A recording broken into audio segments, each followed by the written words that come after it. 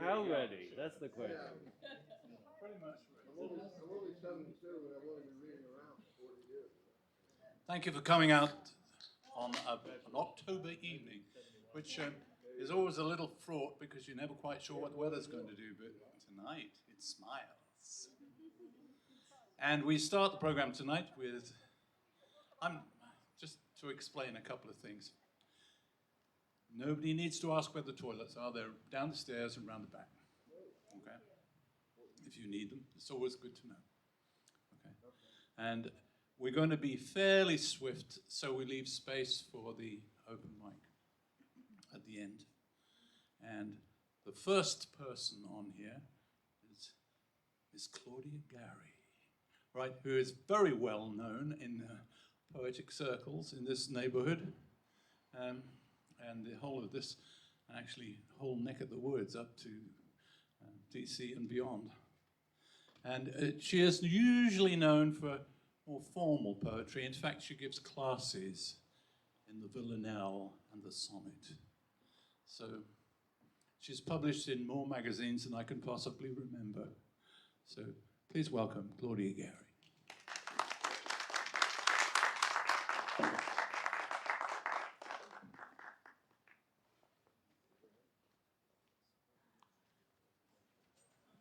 Thank you. Oh, I can't see there. Hello. Oh, a little bit.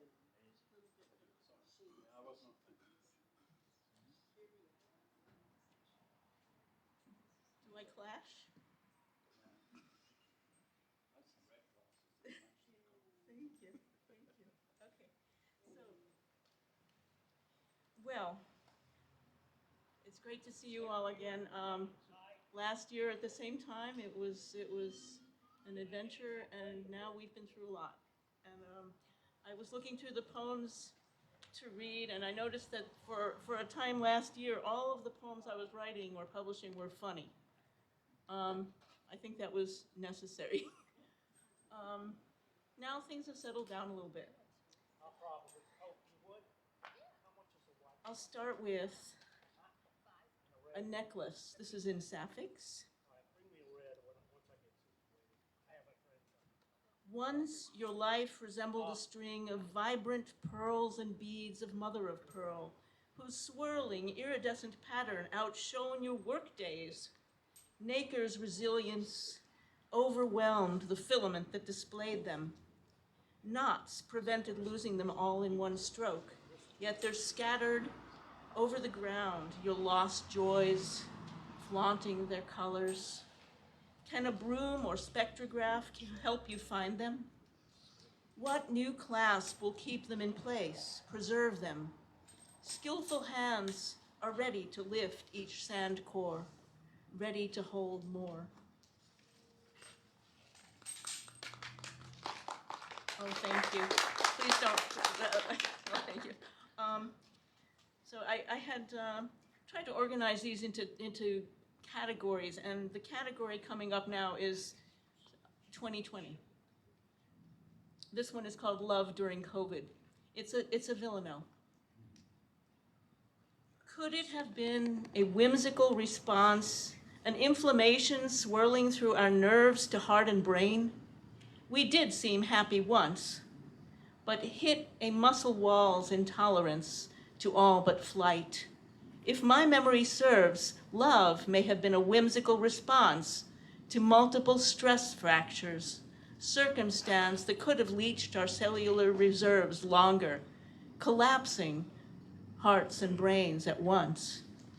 Respite from chaos now offers a chance to flatten out our roller coaster's curves and COVID's. Unpredictable response spilled peace of mind into a cup, an ounce versus the lake that each of us deserves. And yet, some hearts are full. Look at the ones who quarantine together, who announce engagements, photograph perfect hors d'oeuvres. Are all their loves a whimsical response of heart and brain? Ours did seem happy once.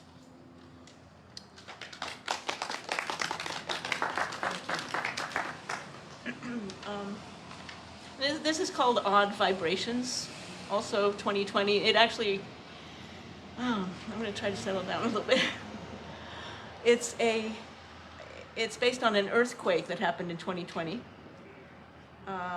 August 9th, 2020, but it starts with a line from the Beach Boys. And the poem is called Odd Vibrations. I hear the sound of a gentle word, but in the Carolinas it's a shout. 5 on the Richter scale, overheard under our feet, under tree and bird, secluded pasture, marble tile and grout. During the sound of that gentle word, feathers and fur also monitored a strange disturbance. Darting in and out, they don't need Richter. They've overheard acres of skeletons disinterred among the bougainvillea strewn about, mocking the sound of my gentle word over and over. Have we preferred to sing of indignation, pain, and doubt? 9 on the Richter scale? Overheard mutterings say we have grown absurd. I search along the fault line for a route back to the sound of a gentle word. Richter can't scale what I've overheard.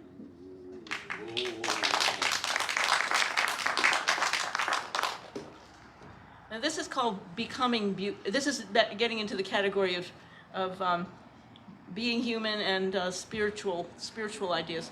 It's called becoming Buddhist. Becoming Buddhist. The summer of learning to type, and this refers to the 70s, just for anyone who's wondering. The summer of learning to type, I also slogged to the river with Siddhartha and analyzed dreams in the shallows as Dr. Sigmund dictated the code. Thinking I knew their source made dreams seem safe, but Hesse was a puzzle, suffused with Eastern sentiments, ideas I seldom understood. So, when I awoke at night with fingers typing nothing on the blanket over and over, I blamed nihilism or adolescent darkness. But no, I was absorbing what to expect in order to be content.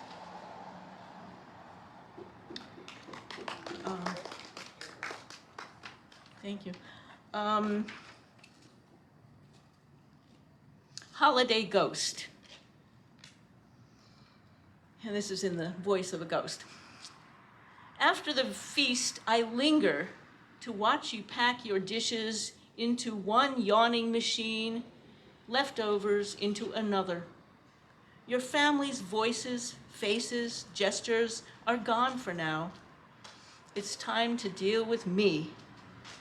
Your day's olfactory trappings, your soul's stand-in for hunger. I stand in the steam, preserving moments that made you squirm. Whoa.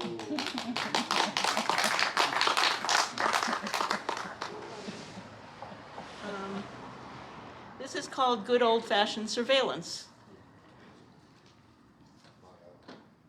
Highly esteemed Frank Abagnale, I'm sure your colleagues knew me well enough back when they loved to waste my time and money and to taste my envelopes. But you and I have little else in common. Why, when growing up, I mostly was a goody two-shoes, all because my mother taught and I believed our great witness was an aggrieved angel who watched us from above while weeping tears of constant love. Never did I imagine that he might just be some bureaucrat. I love the editorial comments, thank you. Thanks. This is called Song of the Human Canary. A little, it has a little epigraph, multiple chemical sensitivity syndrome.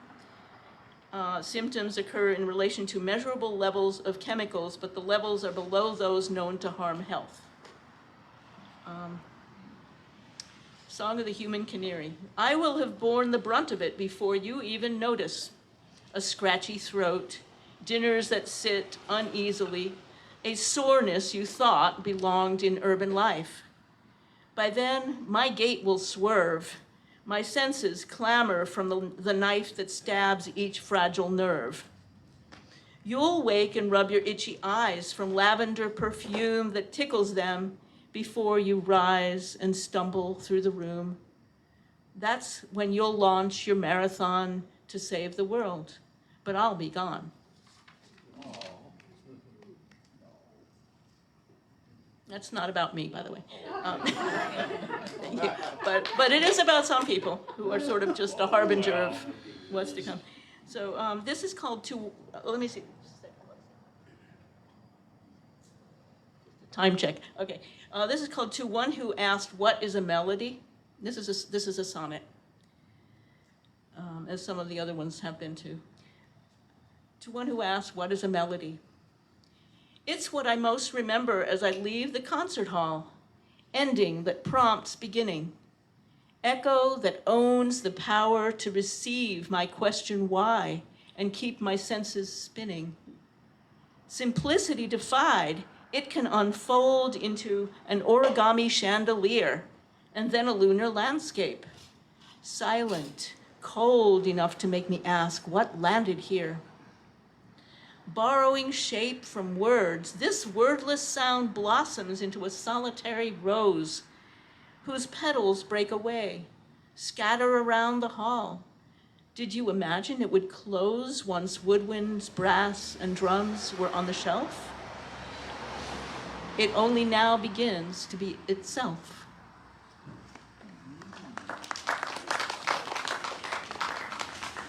Thank you. This is called The Littlest Angel. After we made our sequin-covered halos from crepe paper, pipe cleaners, wire hangers to wear for the first grade play, I pulled dried glue film from every square inch of my palms and fingers.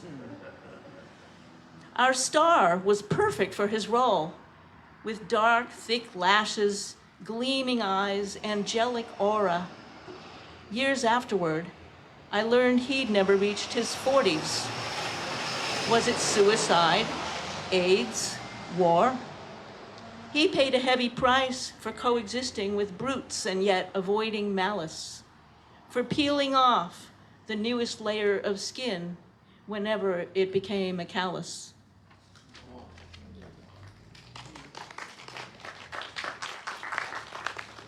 Thank you. I'm going to just keep closer track of the time.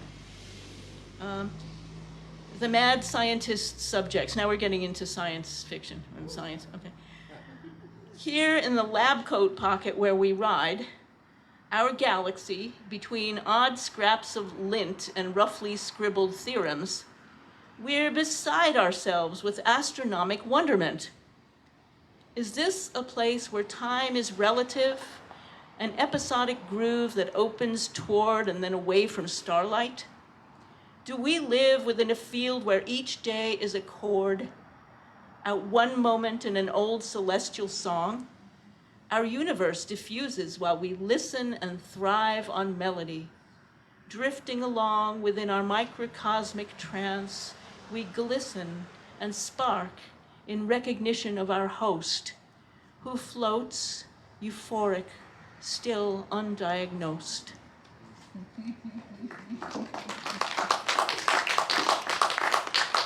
Thank you. And now this one is science, not fiction. Okay, this is called Message to Earthlings from Voyagers 1 and 2. Remember that? This is dedicated to Carolyn Porco of NASA, who had a lot to do with the mission. And it's another sonnet. Beyond some human lifetimes now, we've filled your minds with data, pictures, dreams. Though twinned, our paths diverge, itineraries build. Reaching the boundary of solar wind, we rode its termination shock to sail out into plasma space. While you continue sorting our childhood photos, they grow stale. We bear vital statistics from within you, your faces, body images, and voices, toward other stars, toward anyone who cares enough to grasp your golden disc, your choices of what they'll see, hear, touch, assuming there's contact or empathy. Onward we fly, your complex way to say hello, goodbye.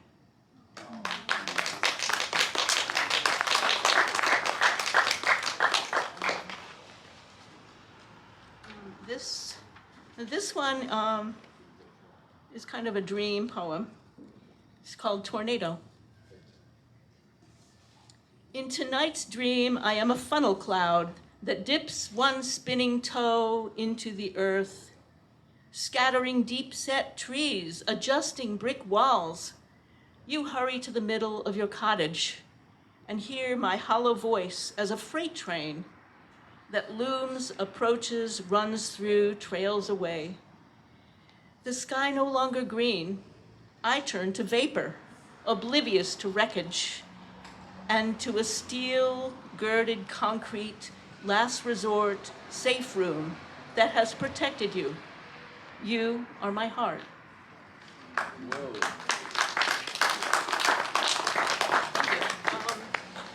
So I'm going to just try to read one from each of these chapbooks that I put outside. Genetic revisionism is all about science and math. And then this other one is called Bikini Buyer's Remorse, which is an earlier one. It's all humor. It's all humorous. Genetic revisionism. A minute.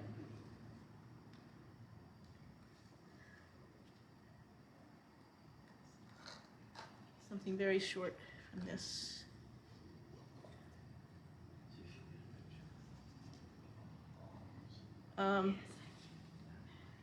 Mad universe disease.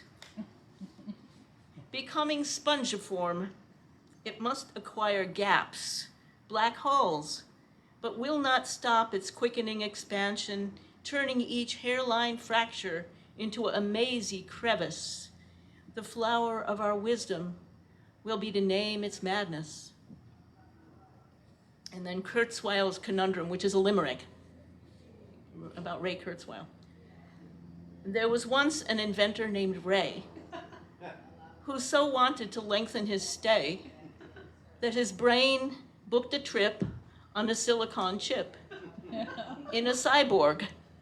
But Ray, he's away.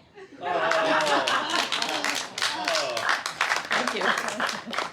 And then, if I may, I'm going to read one poem from Bikini Buyer's Remorse, which is, and this is called Poetry Open Mic at the Zoo.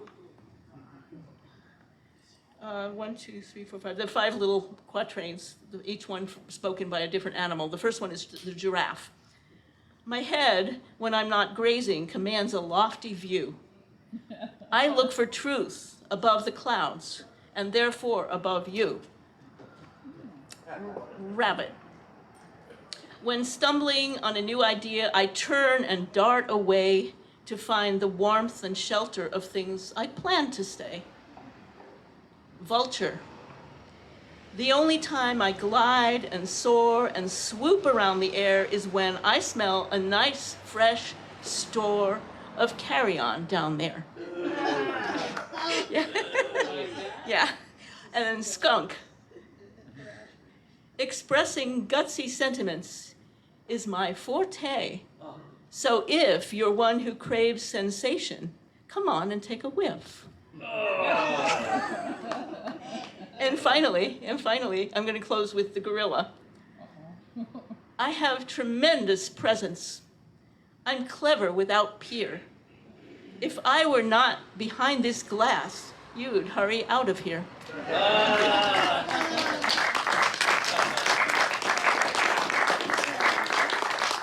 Thank you very much.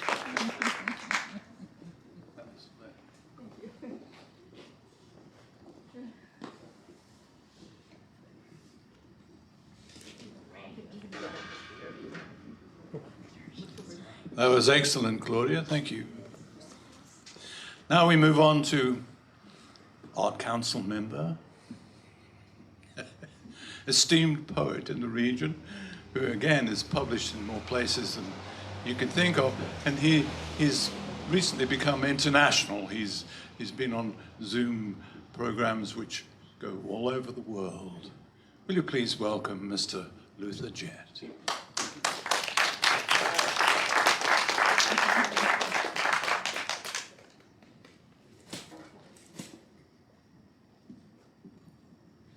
Thank you. Thank you, Rod. Thank you, everyone. I'm going to be reading from my two most recent collections, Everyone Disappears and Little Wars.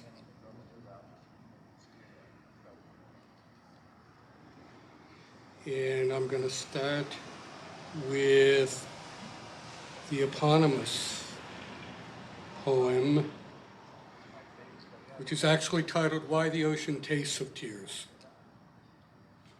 Everyone goes away. Everyone disappears. That should not surprise anyone. It comes with the ticking of clocks in upstairs halls, with the shadows of afternoons that turn golden before fading, and the last star left shining between the midnight west and balm dark dawn. My mother cries at her kitchen sink, and the girl I argued with washes out her paintbrushes in a room I have never seen. Voices fill the air. Small birds go south. The snow melts. Slowly, everyone disappears when you most want them to stay. Everyone goes somewhere else, and that is why the ocean tastes of tears. It's the one thing you can count on. When you close your eyes, you dream, and if anyone is still there when you wake, you've witnessed a revolution.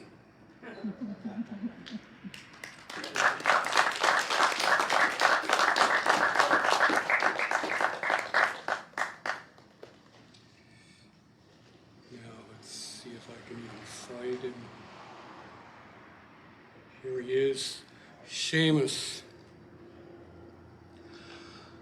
At the banquet of the dead, I played the stranger's banjo just as if it was a friend, and you were impossibly there and young, whose face I last saw shaven, grim, and boxed by time. With one eye closed against the night, I scanned the crowd to snatch an image of the sun before a gathering dust, before a wind swept in to whisk the candles out and bang the door. Your broken flute strung on a nail, that final glass cast to the floor, its puddling dregs at last, gone dry with not a hand to shake, another drop from your upended cup. What can I sing to tell your feast? I will not keen a dark-toned dirge. Instead, I'll harp by differing light. No wind can dim, no shroud of dust conceal, nor ticking of the clock toll out.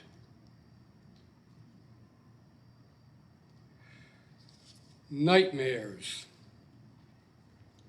My family has gone into town, leaving me with the house to myself, dishes everywhere, piles of laundry, books scattered across the floor. I am salvaging trinkets from forgotten fairs. The back door will not stay closed. Something out there wants in. The wind picks up. Snow covers the yard. Trees lose their shapes. The sky gone black. I don't know where I am. The dead returned to life.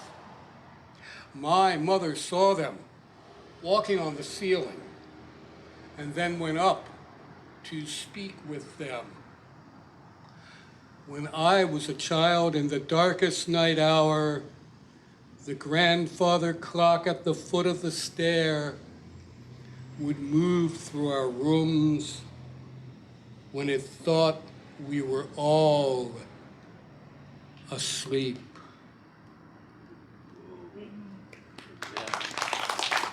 Thank you.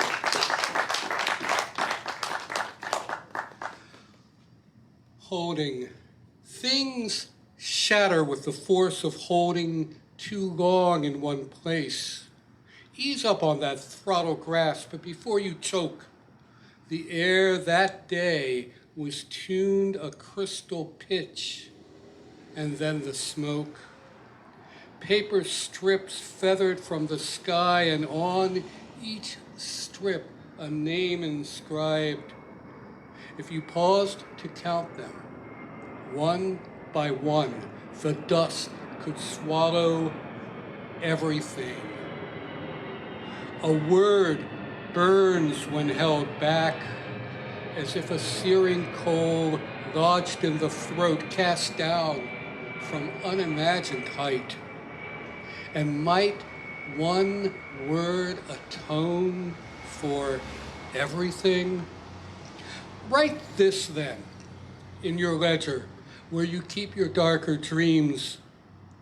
After the lava cools, there is glass, obsidian, smooth, black, and keen, which gripped too closely cuts, and red seeps over everything.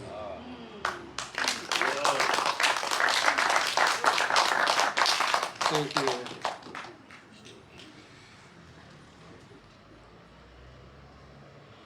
I can find this poem, Nepenthe, which is the river of forgetting.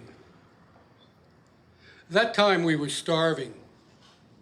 One of us died. I don't remember whether it was you or me, but I'm certain the disappearance tore a hole in the continuum, and it doesn't take much now. Fragment of sky, a wall, the color of sunflowers, that path between the birches. Miss one meal, and all the other hungers rush in. Watch night's fingers grip the naked trees, and see how lights flicker on, only to fade out again. Yesterday, I went from room to room, all through the house, rifling drawers, unsealing boxes, searching for what cannot be found. For what? I have forgotten. Whoa.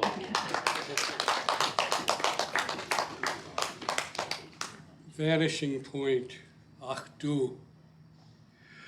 Oh, you, and you, and you, with your little wars. What do I know?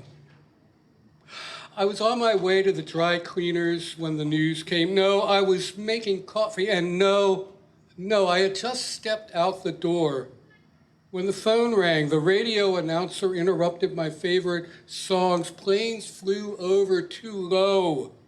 They rattled my windows, and you, and you, and you, and no, I didn't know the war inside you. The war you didn't know. You had just stepped outside to take a call. Yes, and the planes, yeah, and the coffee went cold. Milk turned sour. That song you were writing, the window shattered, spray of glass, and you, and you, and I, and no, we didn't know. There are no little wars, no distance we cannot reduce to nothing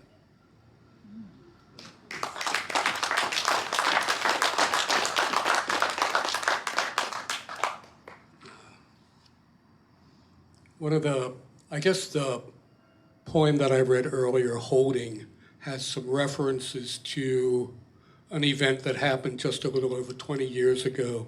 This one references 9/11. Even more directly, it's called Epitaph.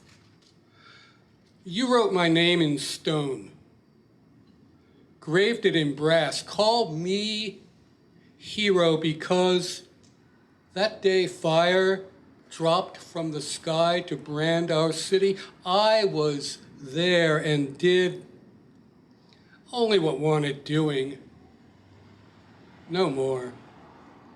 And all your flags and flowers, I never lived to see your songs, those speeches, the medals. That morning, I wasn't looking for any of that. That day, I only wanted to get through it. I didn't. And I would give anything not to be your hero.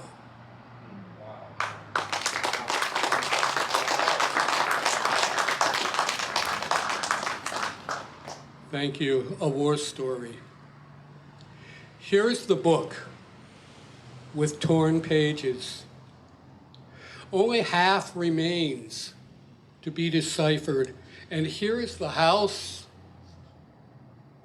with burnt rooms and a few faded photos scattered across the floor. And here, forgive me, but these are my bones. This is the face I was using. Wrap them all tenderly. Sing of me as you sleep.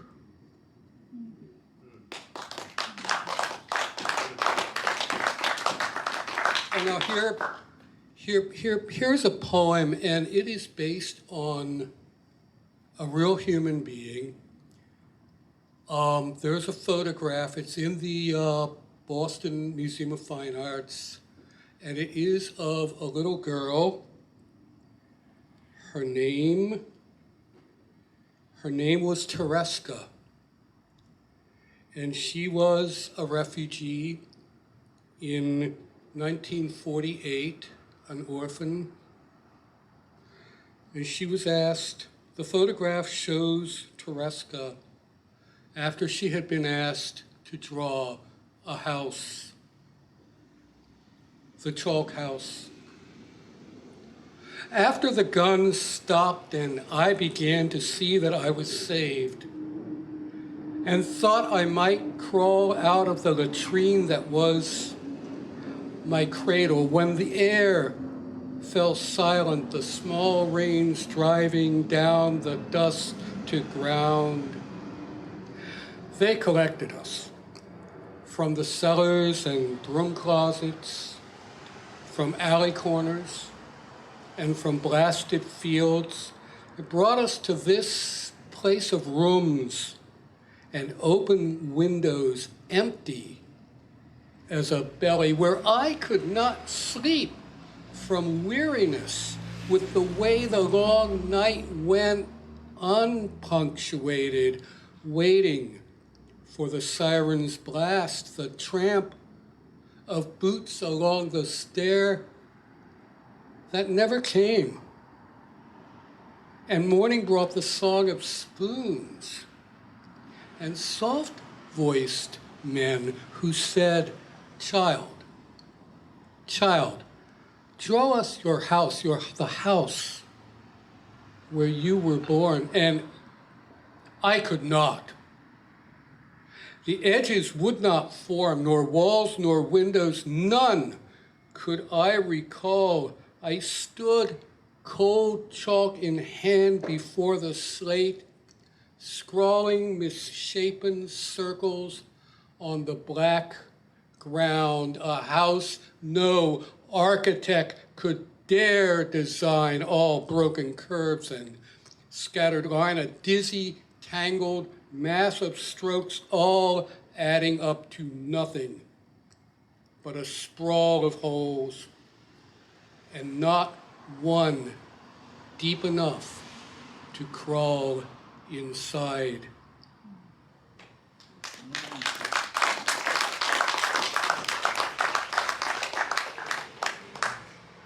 Now I'm going to switch from the universal to the more personal. One by one, first to go was the town library. Eaten by fire, each burnt book a world lost.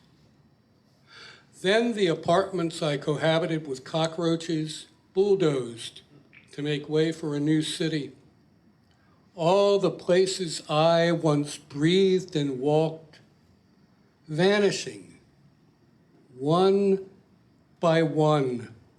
Next, the old high school, classrooms, book closets, locker rooms, brick by brick, laid to rubble. My parents' home, gutted, made over, and now I cannot bear to drive past. Paper disintegrates, stone wears away. What remains?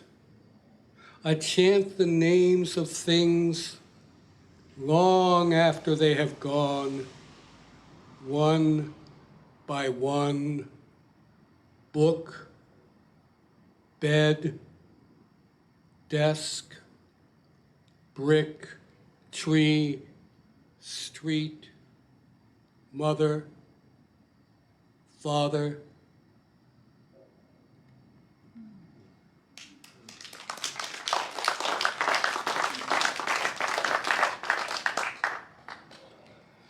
What we could not keep, what we could not keep.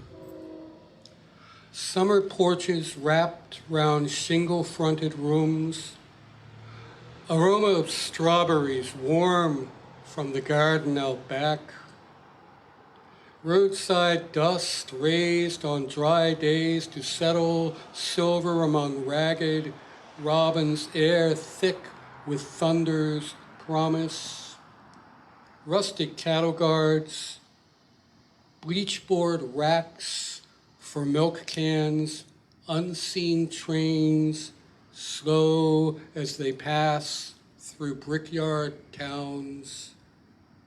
Cicadas cry, 1,000 wings across the sky at dusk. Toy lost in a new mown field. Old dog settled in shade. Fear-tinged chill. Sudden bees hum.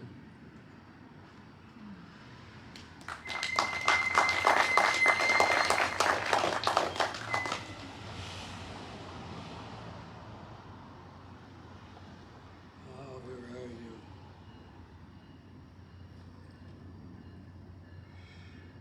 It's Rio, America.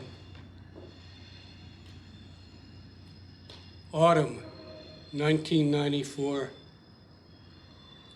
There is a lake, and there is a highway, and the sky is reflected in the lake, and the wind moves over the blue waters.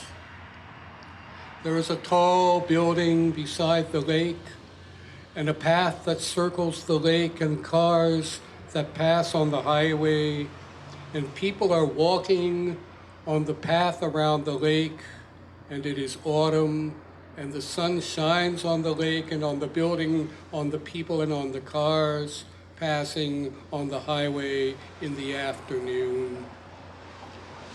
And we do not know who lives in the building, and we do not know how the lake came to be here between the building and the highway.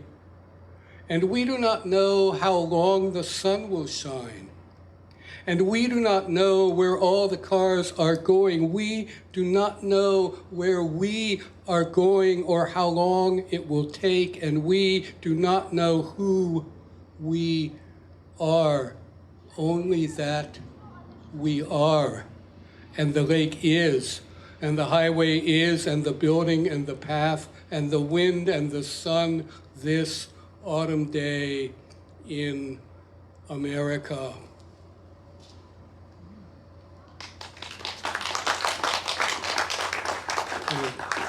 as a penultimate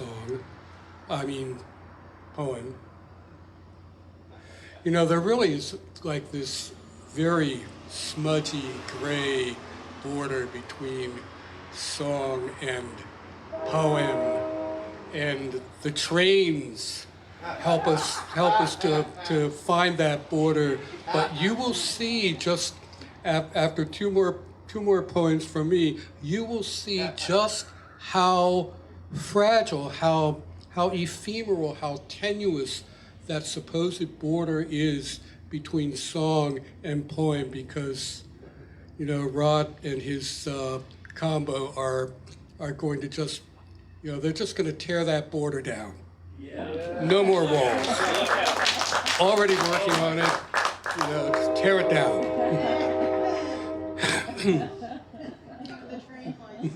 I know. Watch out for those trains, you know.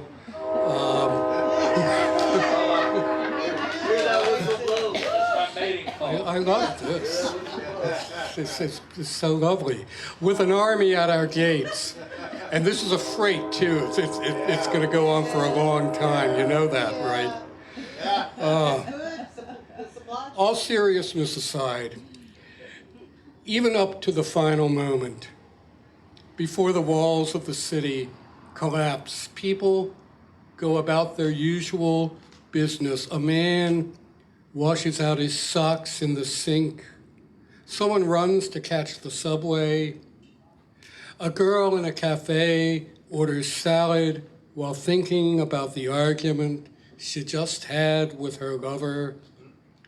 Two professional rivals meet on the street and nod politely. It looks like rain. A mother opens the back door to call her children in for lunch. An old man coughs, waiting in line for a matinee. The phone rings. It is a wrong number. All as if the day were no different from any other, as if an army of men without faces were not at our gates. A lone honeybee pollinates a red, red flower.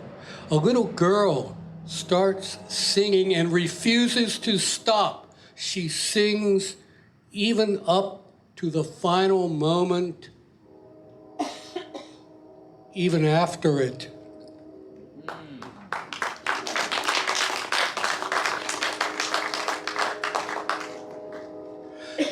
There is darkness and there is light.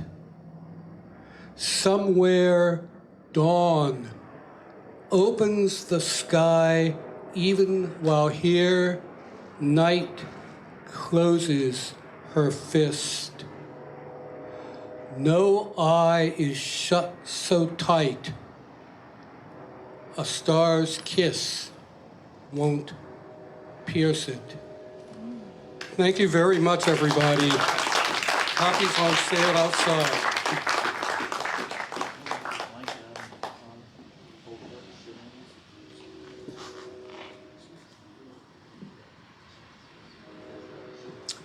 Listening to Luther Jett is always like a masterclass in how to perform poetry.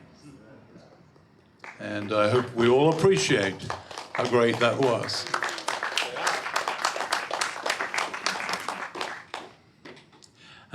There will be an open mic after we do our spot, which is coming up next, or shortly next. Okay? If you need to read later on in the evening, the sign-up sheet is right there on the stairs. So please do. We'd be delighted to hear you.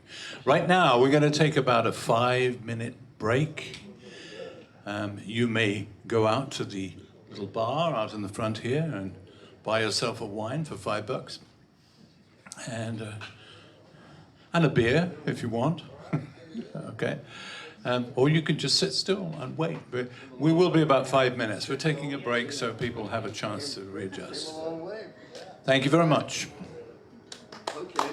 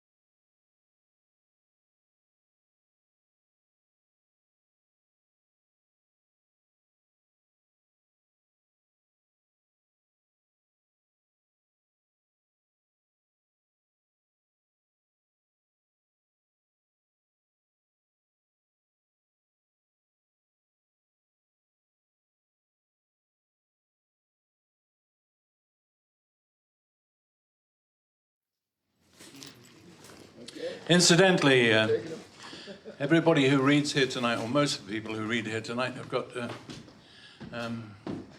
poetry books out there. And I actually also have a CD. I've been, this summer, I was writing lyrics and sending them to John C., the noted songwriter out of Baltimore who puts out a CD every year of his stuff. And he put tunes to 4 of the lyrics that I sent him, which are out there. One of them was a lyric that I sent into SOAR, the Mid-Atlantic Song Contest last year.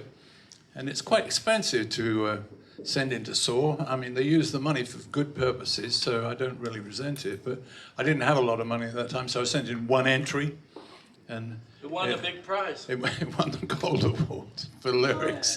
That's fun. So I sent that to John because he'd heard me do that one before. And he was the reason I mostly sent it in, because he thought it was good. So I sent that one to him, and he turned that into a song. So then I sent him 3 more, and he turned those into songs as well. So, Yeah, they're wonderful.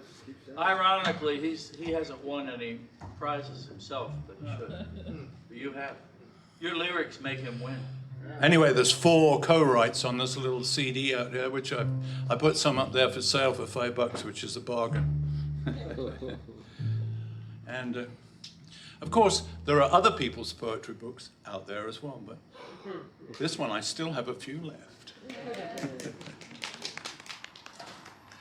Okay. Before we start, I should say something about beat poetry. Okay, beat poetry is not like real poetry, like you've just heard. You have to understand that. Okay. Okay. But it's not like song lyrics either. Okay. It's somewhere in that mysterious territory in between songs and poems.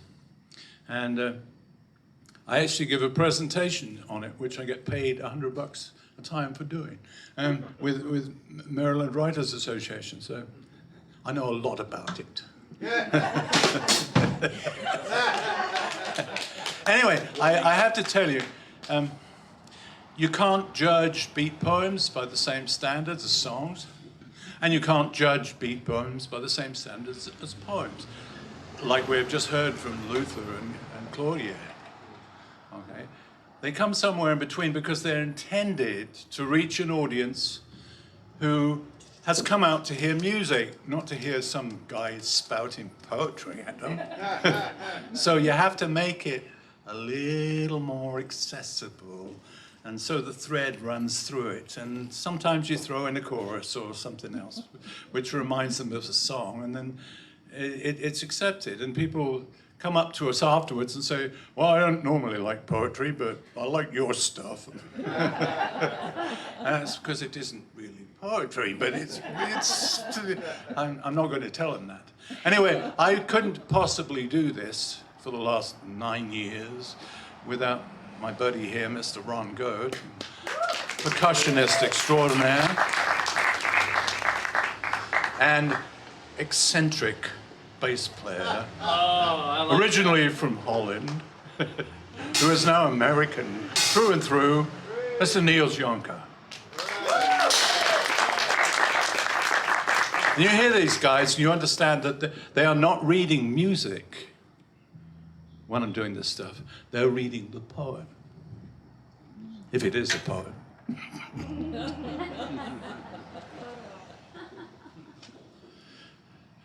I picked these glasses because I thought they might match the carpet. Do they match the carpet? And his hands as well. Right. Very good. Okay. We always do this one. Now, this is a 4th annual Beat Poetry show. Okay. We didn't want to do all the same songs, so we only done 5 of these songs before in the last 3 years. Okay, so there are new ones in here that you may not have heard. So please bear with us and applaud furiously anyway. This one we always start with because it's kind of our signature thing. It's called, what is it called? Everything changes. Plus ça change, plus c'est la même chose. Everything changes sooner or later. Some things fall to pieces, some things get better. But don't call me crying at 2 in the morning. For everything changes, you don't get a warning. Everything changes in time. Have you ever been back to the house you grew up in? You'll notice it's quite a bit smaller. Well, the town that you lived in seems twice as big. All those new streets make you feel like a foreigner. Now everything changes sooner or later. If she wants to leave you, then go ahead, let her. But don't call me crying at 3 in the morning, for everything changes with every day dawning. Everything changes in time. Oh, the homecoming queen, known as Miss Sex Appeal, has developed a tongue that can cut right through steel. And the quarterback hero, the girls all adored, is selling pickups to rednecks at Isuzu Ford. Everything changes before too long. Every time we turn around, something else is gone. But don't call me crying at 4 in the morning, for everything changes. Must be, you know, global warming. Everything changes in time. Plus ça change, plus c'est la même chose. That's what some French guy says. But who knows what he knows? But I know.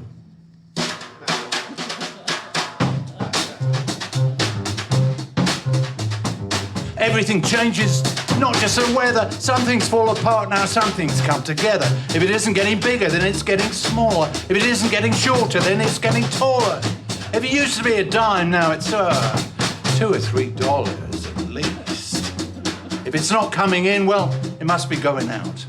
If it's not flooded, then you know it's a drought. If you used to be a true believer, well, now you have doubts. You know, the dog days of summer made my thinking hazy. I seriously thought it was about dogs being lazy. But it changed into being about a star. Now, that's crazy.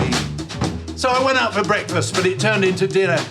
Just like yesterday's losers have turned into winners, and those saints we looked up to have turned into sinners. No, I'm not thinner, but you look like you're fatter. Is your mind clear, or are you mad as a hatter? No, nothing's the same, it just doesn't matter. Like Bob said, we're being born, or we're busy dying. Even truth can change now, though some call that lying. 30,000 in 4 years without even trying. But everything changes in time, and time's flying. Everything changes, everything changes. Everything changes in time. Don't you find it ironical and strange that the only real constant is that guy on the corner with a purple mohawk, weird tattoos, and all those painful piercings? Who every day when you walk past asks you very politely if you can possibly spare any change.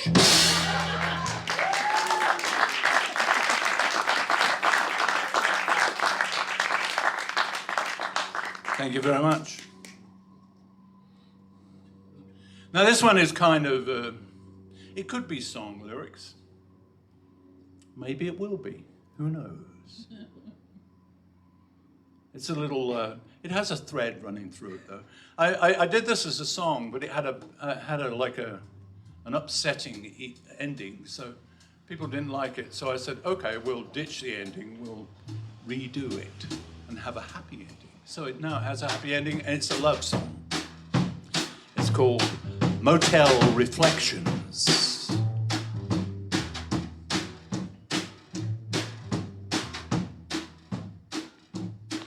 There's a mirror on the ceiling in this motel room near Vegas. Reflections from the neon night shine on the space between us. Oh, we started out a duo like Antony and Cleo. Floating down life's river, our love would live forever. But lately I've been wondering if the bloom is off the rose. You stare at that blue horizon, keep wearing traveling clothes. I ask, what's the matter? You answer, I don't know. It's just the ebb and flow. Just the ebb and flow. Oh, we set off to chase the sunset like old-time cowboy heroes. Rolling west with no regrets in our rusted, busted Bronco. But the desert's full of silences. Vistas span the distances, while words are hanging, waiting, like the buzzards circling. Oh, and lately I've been thinking that the bloom is off the rose. I keep staring at distant hills. I've tried on traveling clothes. You ask, what shall we do? I answer, I don't know. It's just the ebb and flow. Just the ebb and flow. Let's stash our doubts in Vegas with everything that stays here. Let's hold fast. What's real for us? Fill that space and shed no tears. Our highway trails of blood-red sun ends at the Western Ocean. Jacarandas, blue as night, whisper that we've chosen right. Oh, it's true, we had been thinking that the bloom was off the rose, but we're weary from this traveling and those scary desert roads. We ask, is this far enough? Then wonder how we'll know. It's just the ebb and flow. Just the ebb and flow. Maybe mirrors on the ceiling map the journeys of the heart. Often lovers who start drifting find they can't be apart.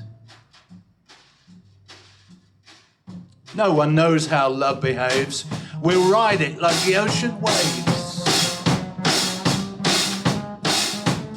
It's just the ebb and flow. Just the ebb and flow.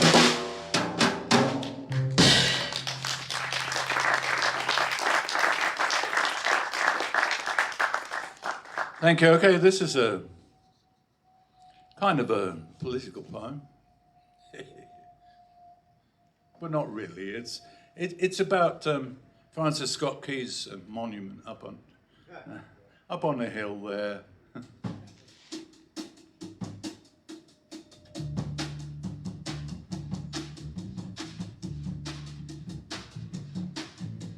I was sitting below Frankie's elegant bronze knee. I said, how did you do it? What's the key, Mr. Key, to writing an anthem that's lasted so well? Are there hints you can pass on? Pray tell. Please, please, pray tell.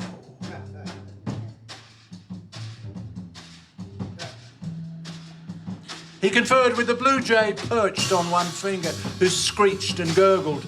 Not much of a singer. The jay says ignore you, but I'd like to retain that human connection, so I'll briefly explain.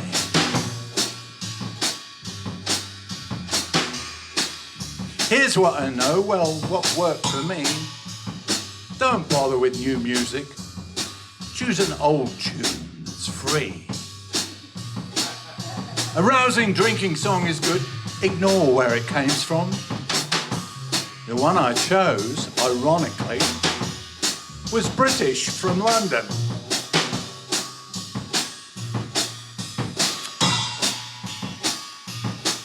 You need a two-line refrain from the end of each verse, which anyone can holler, sober, tipsy, or worse. The sentiments must be simple, easily understood. Say something about the country that sounds vaguely good. And no one sings more than the first verse. The rest are ignored. So don't spend too long on writing much more. At least half of my lyrics are not clear. Read and see. But I won a wager when I put vauntingly in verse 3. I'm amazed that people visit me from all around the nation just because my first 8 lines caught their imagination. No one remembers I was a great lawyer, although they ought. I presented more than 100 cases to the Supreme Court. But the thing I find amusing from this column I stand on is the button people press for the sound of my anthem. For what they hear is a tune from the US Navy band. Not the words that made me famous throughout the land. In the description below me, one name is missed. The composer of the music, John Stafford Smith. He wrote the tune to a song for the Anacreontic Society. Gentlemen interested in music, but not in sobriety. The club was named for an old Greek poet, Anacreon, whose principal interests were women, wine, and song. The lyrics Smith sent to music stayed on these topics in praise of music, much drinking, and of course, sex.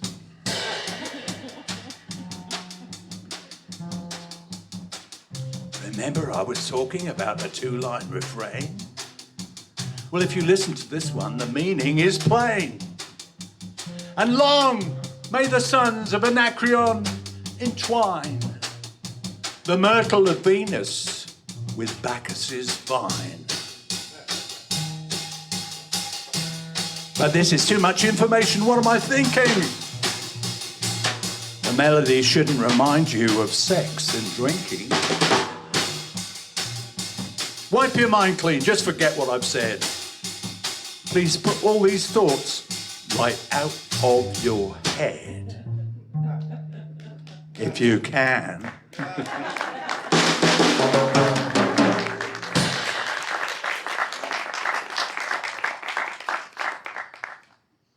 Thank you very much. This is it's kind of could be a song. If it was a song, it would be a song done by Steely Dan. Or maybe the band, but mostly Steely Dan, I think.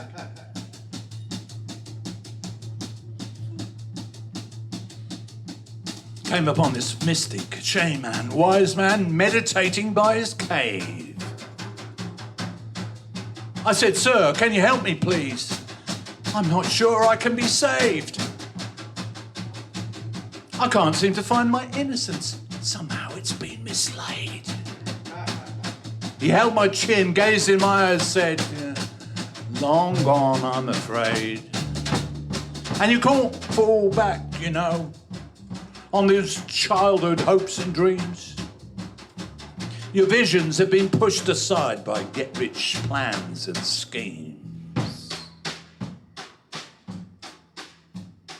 My advice is, let them all go now.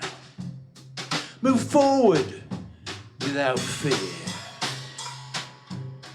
You may think you want to go back,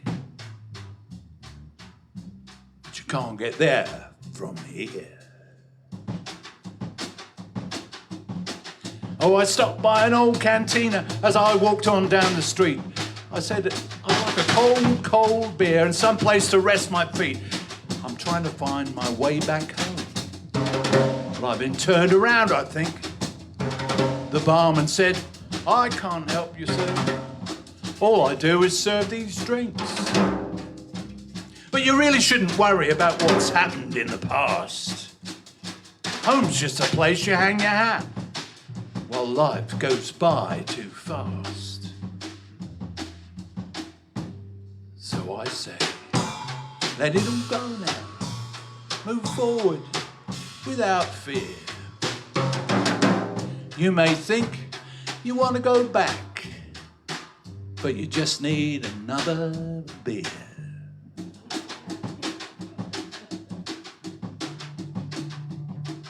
I was riding in my limo, talking to my new smartphone.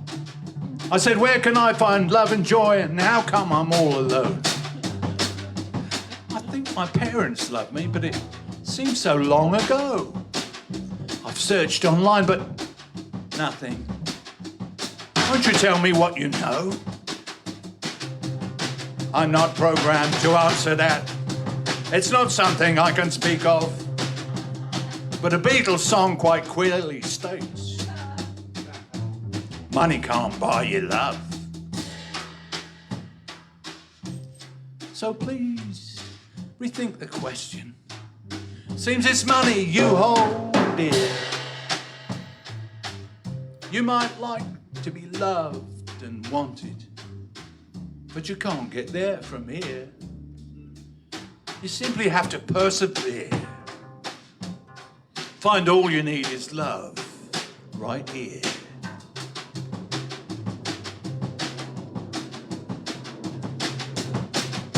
Oh, you can't return, you know, through yesterday's closed door. Your wish list was wiped clean away by this life you've settled for. Now it's overtime and kids and stuff.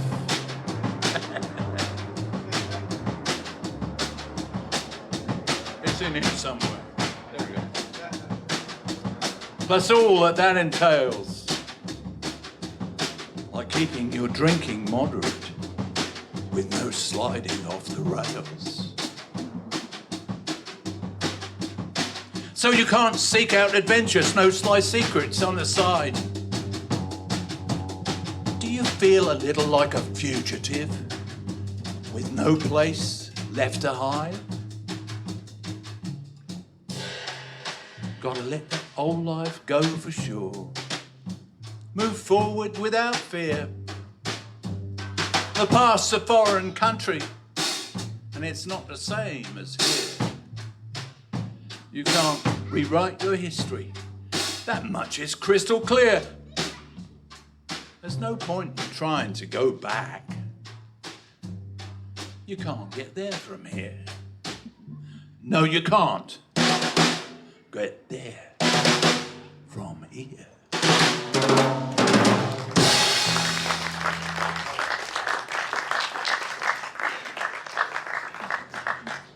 Thanks very much. I think one of the jobs of a poet is to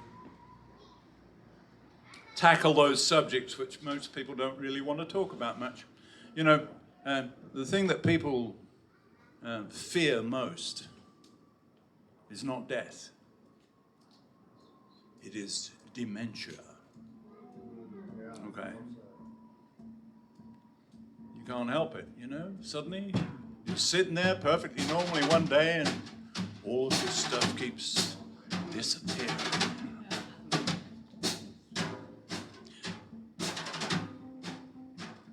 Sitting on the stoop, listening to the rain. Stopped for a while, now it's falling down again.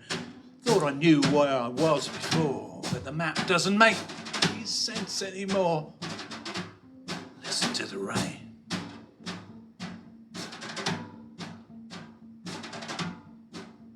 I really don't know if the world's gone crazy. Maybe my time-worn memories are hazy, but I'm doing my best to keep carrying on.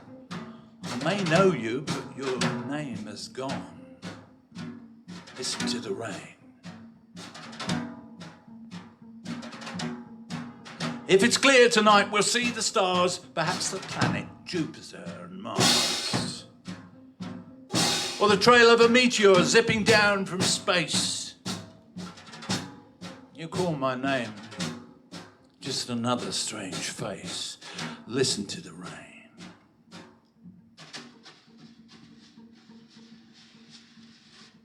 Listen to the beat of the raindrops, tattooing the old tin roof. And the splashing rainwater gurgling down the gutter keeps on running away with the truth. Nothing to do as the years slide along. I'm losing all the lines to my favorite songs, while simple words for familiar things simply disappear like they've never been.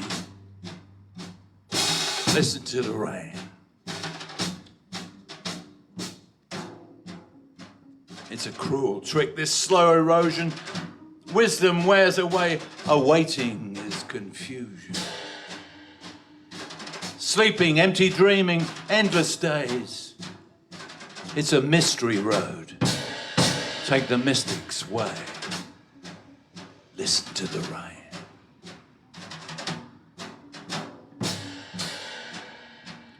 Sitting on the stoop, listening to the rain. Stop for a while now, it's coming down again.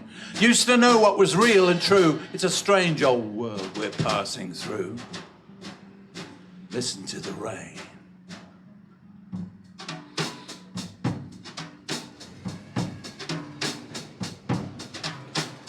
Pinned by the raindrops, noisy, squalling, rattling on the roof like gravel falling. The bus is driven right out of my head. Thunderclouds sail through my skull instead. As days dissolve beyond recalling, I listen to the rain. Listen to the rain. What's your name? Listen to the rain. What's my name? Listen to the rain. Even when all is fallen away and forgotten, this life we have is like a magical elixir, so rich, so strong, that merely the promise of the day's sun-driven return is enough to pull us through and beyond the dark, if only to hear the dawning morning rain.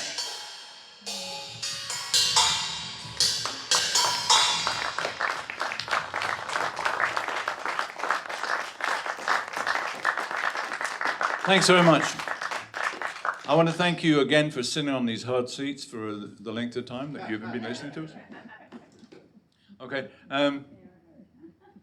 It's just that I can't get these guys to come up from DC that often, so I'm not going to stop at 5 songs, right, or 5 tunes. So we're doing some more, but at the end, and this is very important, there is an audience participation song, which is very important that you be here for. So it's not far away now, so just be patient. There's more stuff coming.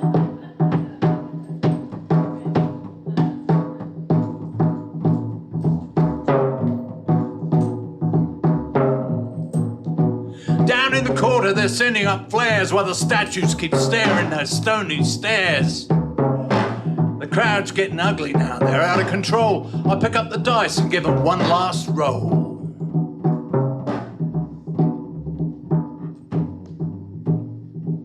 The wind's blowing cold as a carving knife. I keep getting flashes from a previous life. My iPhone is playing the Moonlight Sonata. Someone wants money at my old alma mater. Oh, I'll climb to the roof and I'll flay away a pie, float like an owl in the star-pricked sky, and I'll land on a green hill far, far away. Some perfect day.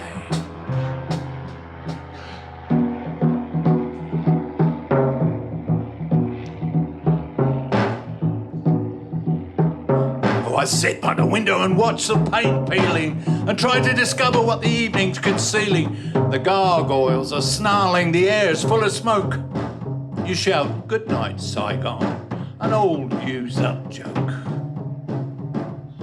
The cameras are tracking the red light offenders. There are too many prisoners and nowhere to send us. The sirens are wailing like wolves by the fairground. In the courtyard, the deaf girl is letting her hair down. Oh, I'll run down the road and never look back. I'll run like the devil was right there at my back. I'll hide in the cabin at the end of the track. Never look back.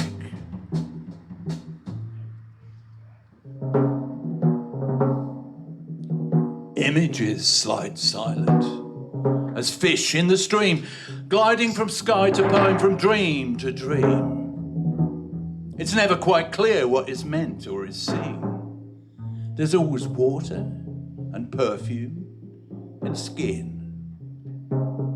Clear water, sweet perfume, bare skin.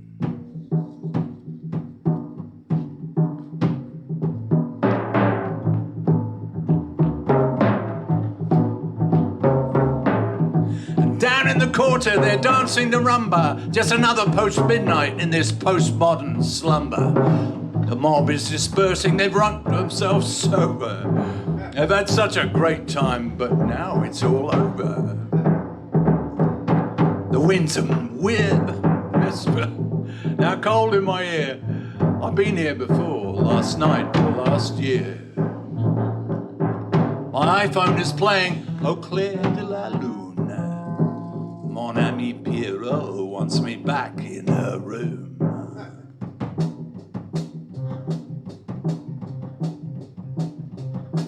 Oh, I'll run to the river and I'll dive right in. It's every man for himself now, sink or swim. Can this muddy water ever wash me clean? Wash my hands clean? Down in the quarter, they're closing the shutters and hosing the night away down the gutters. A solitary sailor sachets down Wharf Street. His ceilings are guiding back to the fleet. The fan's just a throb in my head or the ceiling. I've lost track of time, I don't know how I'm feeling. My iPhone pings softly on the floor by the bed. So many texts, but nothing is ever said. Oh, I'll climb to the roof and fly way up high, float like an owl in the star-pricked sky. Then I'll land on a green hill far, far away. Some perfect day.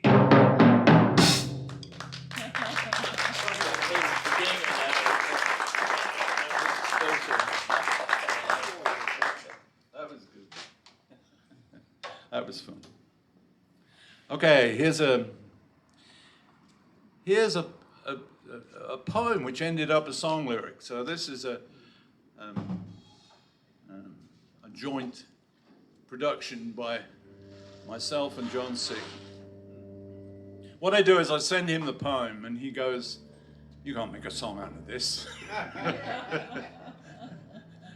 And so he messes around with it, but he basically keeps the core of the poem and the verses and the thread of the story absolutely together. He just adds stuff in there that work for his tunes. And as I said, if you want to hear exactly what he's done, I've got some CDs out there for $5, which are nothing, you know, which have the 4 songs in. This one is called Lost at Sea. All alone at the corner table, staring out to sea, from her to the horizon, not one sail to see.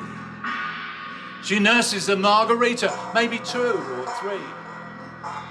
Daydreams about a sailor looked a little bit like me. It was a rowdy scene down in New Orleans, that fateful Mardi Gras. 2 strangers drinking hurricanes in the same backwater bar.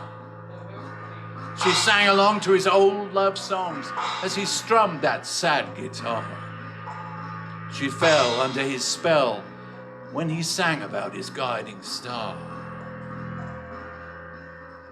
And how the moon dances on the water. The swells are Bible black. Seems the sailor went sailing and he never looked back.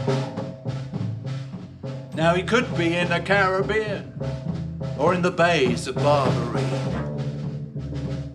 He's the one who sailed away, but she's the one who's lost at sea. Well, they settled down in Portland town, lived together for a while. He loved the way her hair hung down. She loved his crooked smile. She anchored him as best she could, but the ebb tide was too strong. One morning at dawn, she knew he was gone, just like in the song, where the moon dances on the water. And the swells are Bible black. Seems the sailor went sailing and he never looked back. Now he could be in the Caribbean or in the bays of Barbary. He's the one who sailed away, but she's the one who's lost at sea.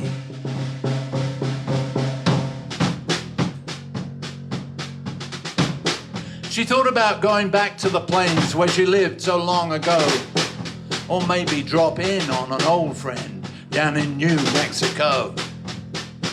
She had a vague notion she could stay in motion, say goodbye to the ocean, just get up and go.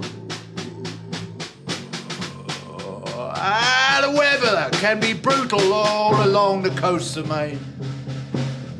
Some stay for the beauty, some to escape the pain. She stays in the hopes he may one day yet return. Leaves a candle in the window, and all night long it burns. And the waves crest out past the harbour, and the fog comes rolling in. He's 10,000 miles away, and he won't be back again. And the moon dances on the water, and the swells are Bible black. Seems a sailor went sailing and never looked back.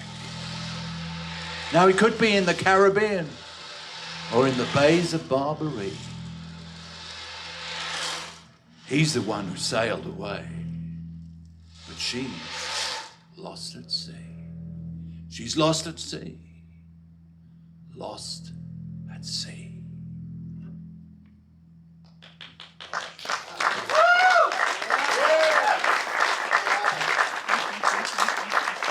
Thank you very much.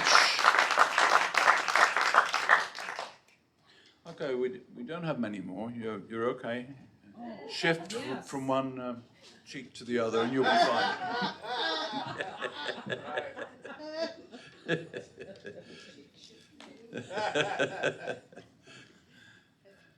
Okay, this one's called Tracks and Trails and Traces, and it's about the things we leave behind or don't. Okay. The signs are there, all right, for those that can read them. A broken twig, a bent leaf, a blurry print from a worn boot, the tang of wood smoke at the edge of night. There's no doubt they were here, but as usual, they've moved on. Inevitably, we must follow. It's just the nature of things. In the city, this is a challenge. The sidewalks see too many feet. Concrete overlays the trails. Exhaust fumes snatch breath. Neon flares and blinks. Sirens blare behind us. Too loud for thinking. But for the mystic or persistent, there is an occasional reward. During the last of the sun's setting, faint at first, an image flickers on the glass and steel tower walls before dissipating in the streetlights. It's like a scene from a silent movie, maybe a drifting remnant from the city's birth. A cluster of log cabins stands near the river, and beyond a swirl with birds. A broad green valley, still full of hope.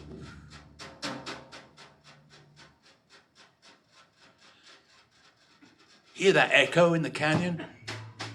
Doesn't mean a thing. Just a name I called a while ago that's riding on the wind. Sweet memories of soft whispers drift in the scented air. I may have said I love you when I passed you on the stair.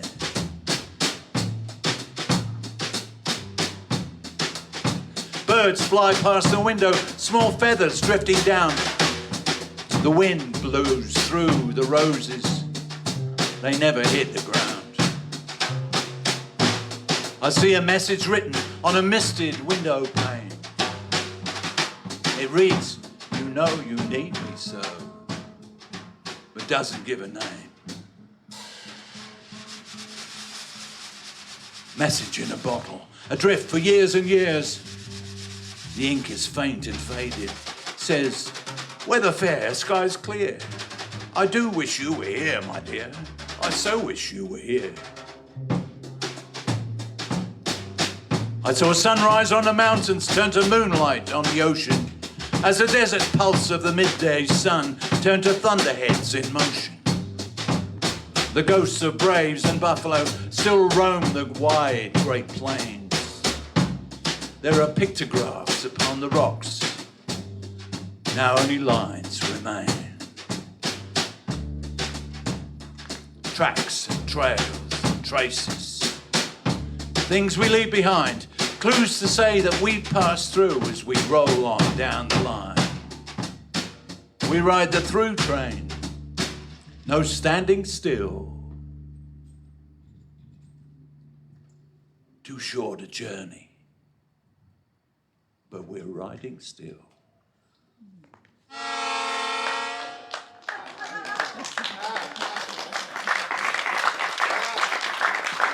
Do you know that train whistle is 71 years old? Yeah, this is a real thing used by the railroads to calibrate the train signals for different lines and different purposes. So every chord it makes is really abrasive and dissonant. I look at it as kind of punk train whistle. But my normal train whistles, I must tell you, I have a collection of them. I'm not saying I'm obsessed with them, but I have about 14 from such exotic places as south of the border and Cracker Barrel.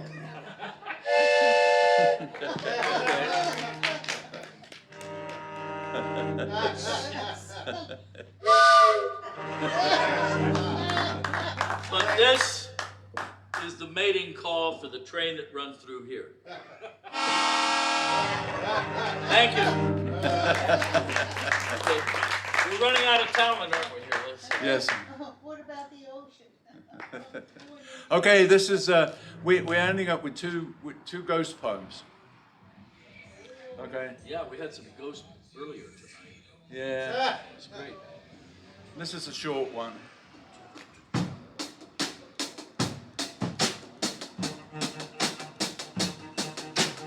I saw a ghost this afternoon with maybe just a hint of your favorite old perfume. And for a minute, I thought I saw you standing by the Seine. I didn't know quite what to say. Last time I saw you was in Paris on that famous rainy day. The day you told me we'd never see each other again. Oh, I gotta say, you're looking fine. For a ghost, you could say the years have been kind. If I knew then what I know now, I'd have figured out a way to make it work somehow.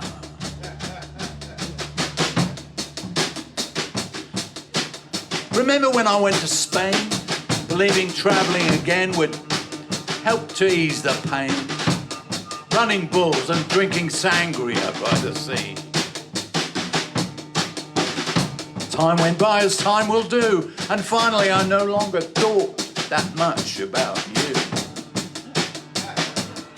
I figured you never really thought that much about me. Oh, I gotta say, you're looking well. If you're a ghost, nobody could tell. If I knew then what I know now, I'd have figured out a way to make it work somehow. Now, every minute, every hour, every day, these roads we've chosen only run one way. In my head, voices say, too long ago, too far away. Oh, I saw a ghost this afternoon, mostly minding my own business alone in my room. Next thing I knew, it was you standing there in the door. I wasn't sure if you were real. It was a very, very complicated way to feel. For years I knew I'd never see you anymore. I gotta say, you're looking good. Better than a ghostly apparition should. If I knew then what I know now, I'd have figured out a way to make it work somehow. I gotta say, you look the same. It's such a shame what we became. I saw a ghost.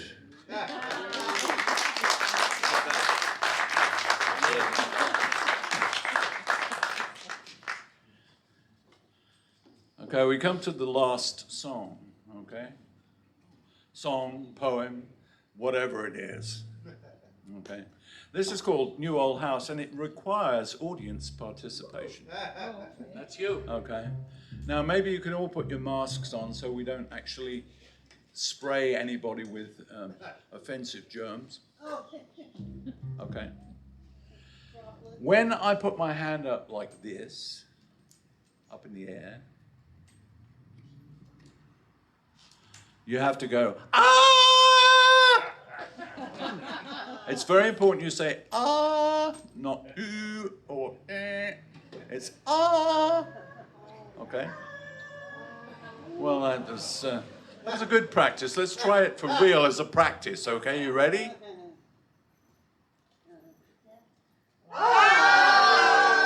Not too bad, not too bad. Okay, here we go.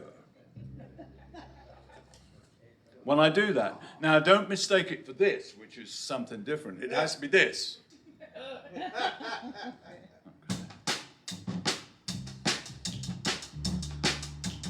Our new house is an old house. It was empty and unwanted. It's full of mold and memories. We're pretty sure it's haunted. Dark shadows swirl in the corners. We hear footsteps on the stairs. And every now and then you can see something moving out the corner of your eye, but even if you act nonchalantly and then turn around really quickly, there's nothing ever there. Except the cat.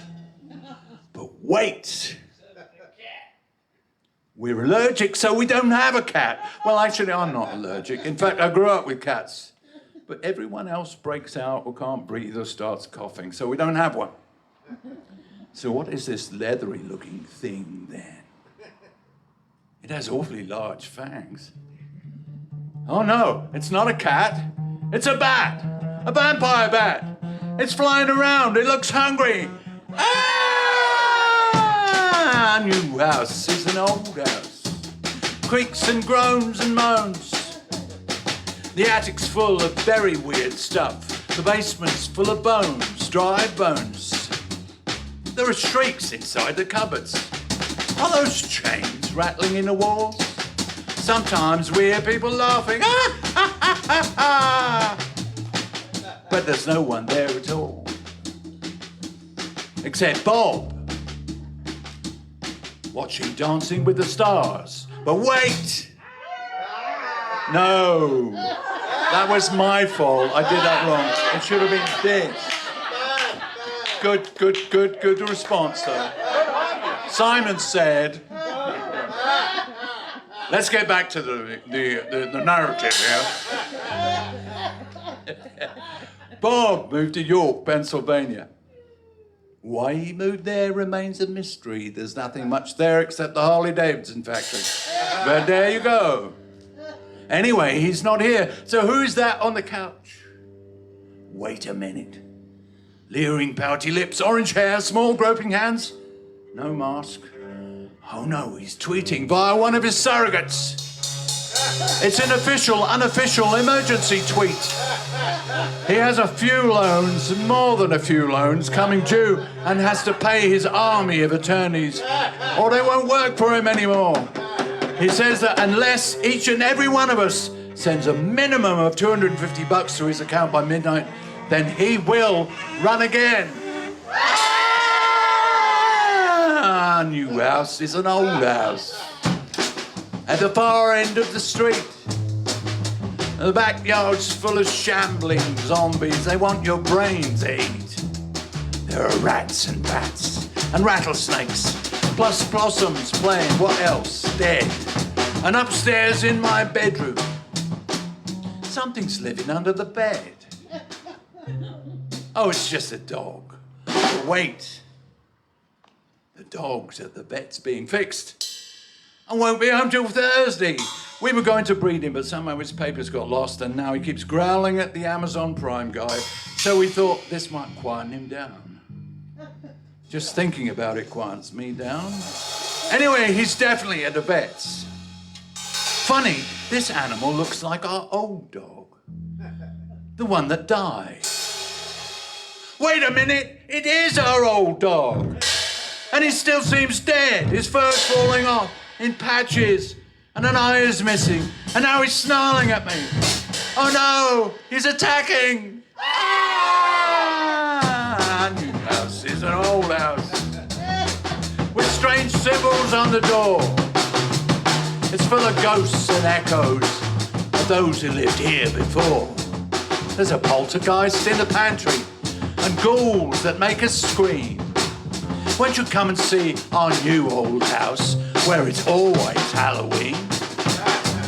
It's always Halloween. That's right, it's always Halloween, except when it's actually Halloween. Then it's Halloween, Halloween. Double spooky, twice as scary. Come on down. Our door is always open, but may slam shut behind you.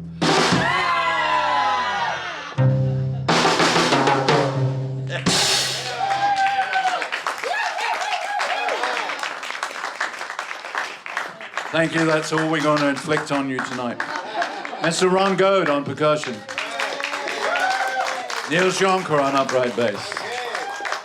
My name's Rod DC. Roderick DC.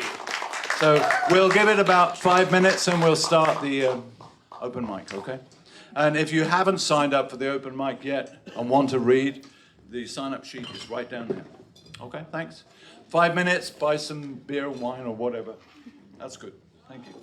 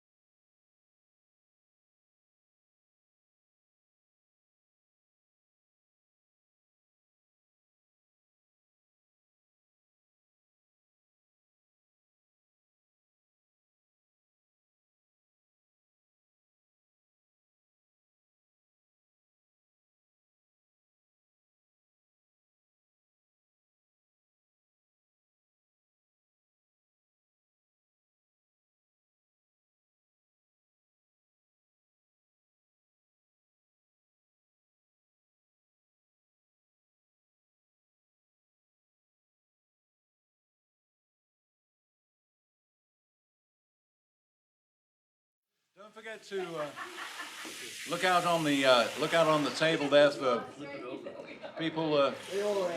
People have a lot of poetry books, and you may want to buy one or two of them. Not just mine, but other people's. Claudia has a couple out there, I know, and so does Luther. And so please look at them. Woo, man, you got thundersticks. Both of those on Laura Barron's song. That was in the studio and I had to flip them over without. Anyway, we're about to start the open mic. It's 5 minutes a spot, and the first people to sign up did so online directly to me, which was very sensible of them. And the first person I'd like to call up is Christopher George.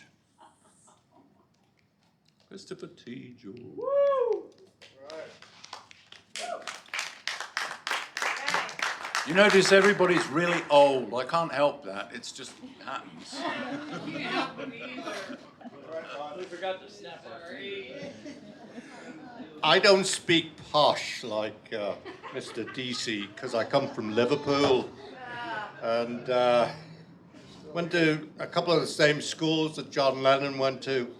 And in fact, I was born in the same hospital as John, the Liverpool Maternity Hospital on Oxford Street.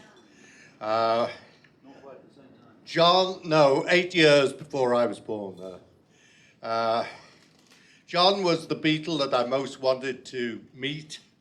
However, he had this kind of very cynical side to him, partly because of his kind of shattered background, that his mother was killed by an off-duty copper policeman who was drunk driving along Menlo Avenue, and his mother Julia was killed by this off-duty policeman. Here and yet not here, to John Lennon.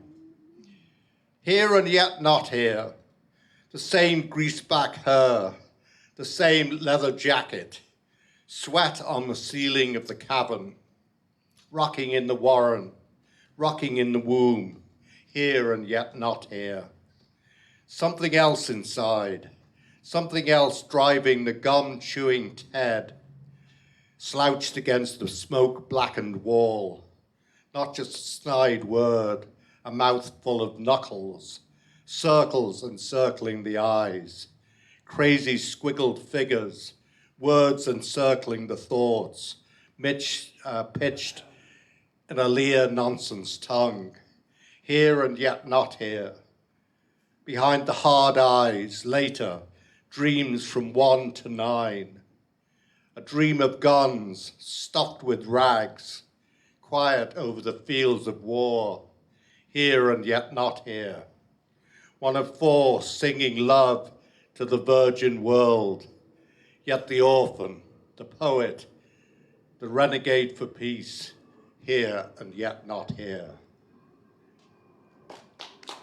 And this is called, where I lived in Liverpool on Egbert Hall Avenue, if you went in one direction, you get to the River Mersey, as they have Ringo say in the Yellow Submarine. I'd jump in the Mersey, but it looks like rain.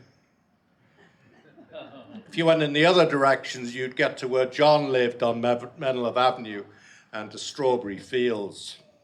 And that was a Salvation Army home right behind where he lived on Menlo Avenue. And this is called Strawberry Fields Forever, ? Strawberry Fields Forever, perhaps. Red sandstone walls, soot blackened, the smell of rain, green leaves dripping wet down your neck, the rank, ripe smell of elder plants, the white moon flowers. Strawberry Fields, a dream to the lad who can't see, who won't put on his national health specs. Forever and ever, amen. Strawberry Fields, now and forever. Like a point of light seen through a keyhole, or a view of a lawn wet from rain. seen from under dark raining leaves. Dark rain-dripping leaves. A lawn stretching on and on forever, world without end. Strawberry fields forever. And I'll finish with this one. I worked as a medical editor for a number of years for the Johns Hopkins School of Public Health, and I was able to walk to Broadway to the former hospital where Edgar Allan Poe died. And I've just given a couple of presentations on Zoom about Edgar Allan Poe. He died, well, first of all, I should say that John's, the anniversary of his birthday was October the 9th, just this past Saturday, and Poe died October the 7th, 1849. At Church Hospital, Baltimore, for Sandy Castle. When I say I often walk to Church Hospital in my lunch hour, you say my husband died there. So I go there and stand in the peace where Poe died, the poet's final room of delirium, eviscerated by a massive oak staircase. Outside the pointed arched window, white smoke from the Baltimore harbor, rising in the winter rain, red-berry trees, and below, on a wet tar paper roof, the skeleton of a bird. Thank you, everyone.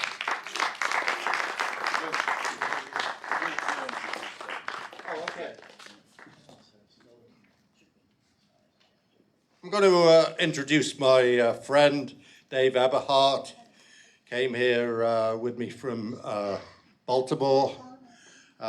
Dave was a peace activist. In fact, he still demonstrates. And he spent 22 months in Lewisburg Federal Prison for pouring blood on draft files in 1967. All right. And Dave can tell you more about that, and he still demonstrates for the right things. Dave.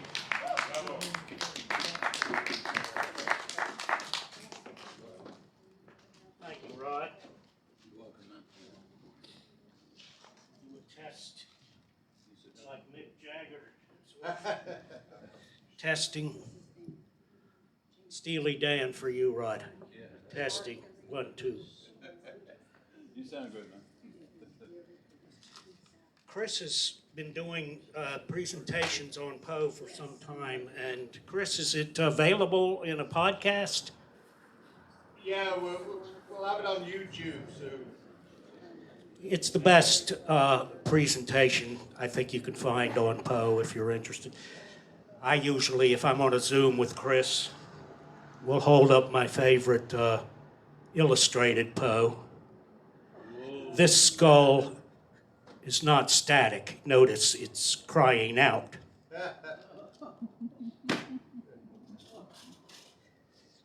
Anyway, I get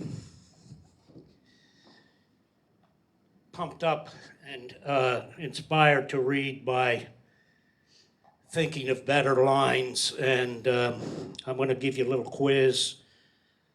3 lines that I find up there to imitate. See if anyone can recognize these, and I'll have a prize for you if you can. Who wrote it? Soundless as dots on a disk of snow. 2. The force that through the green fuse drives the flower. Dylan Thomas. Thank you. Take that name, Chris. The seal's wide spindrift gaze toward paradise. Ron Manley Hopkins? The first one is Emily Dickinson. That one was Hart Crane. And I've actually added another lately. Things as they are changed upon the blue guitar. Wallace Stevens. Love that. That's Stevens.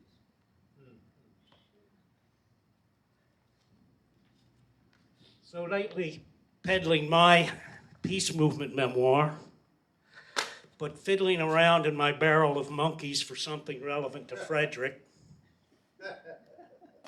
I have something.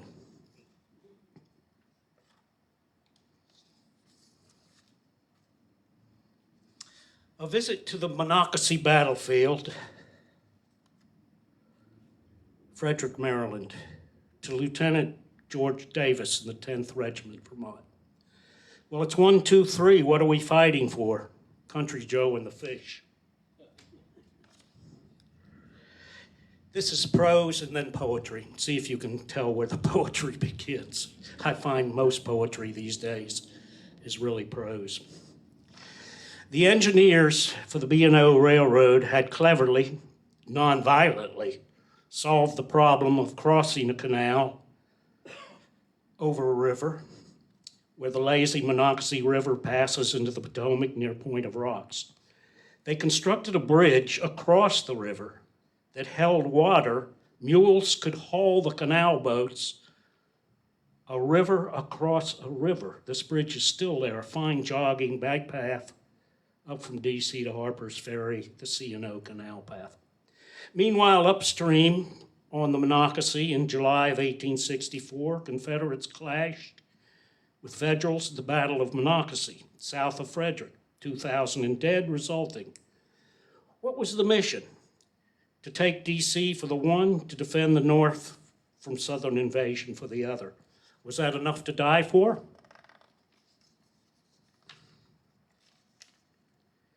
The Union soldiers had no way to know that before the best farm, smack in the middle of the battle, was once the L'Hermitage plantation where slaves were brutally treated, tortured even.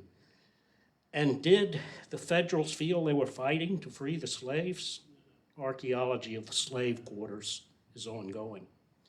A young boy watched the battle unfold from behind a boarded up window at the Worthington farm, and today, in July, the same river snakes through the field of battle to the Potomac.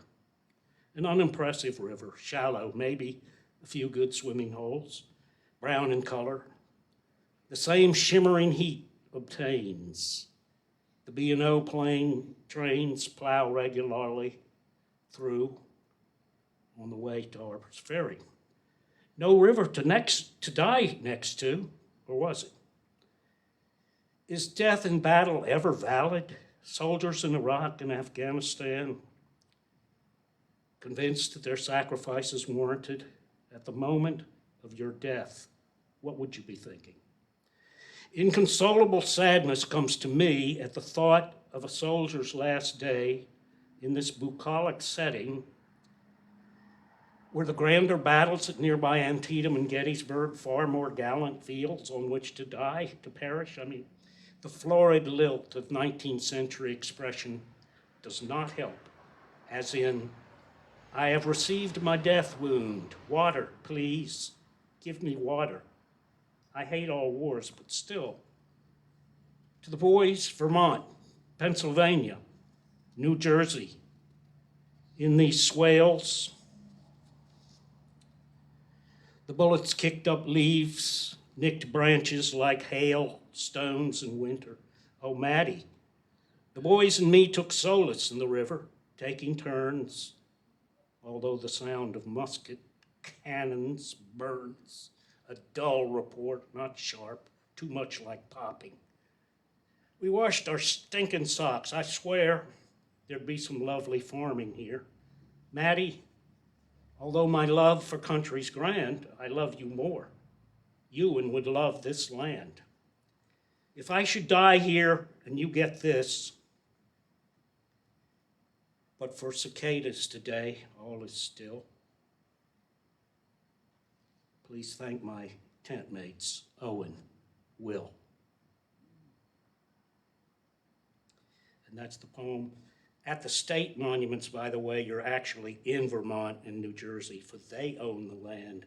They pay considerable to maintain it.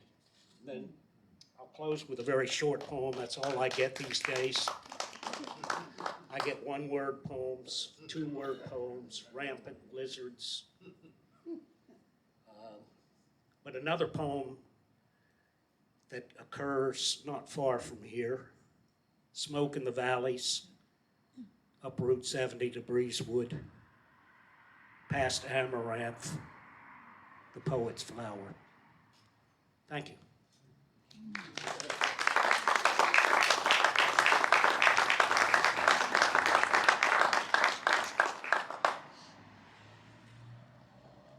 Watch your glasses. Yeah, that's a good idea. Right, yeah. I'll step on them. Yeah, just an arm. Thanks. Thank you, Rod.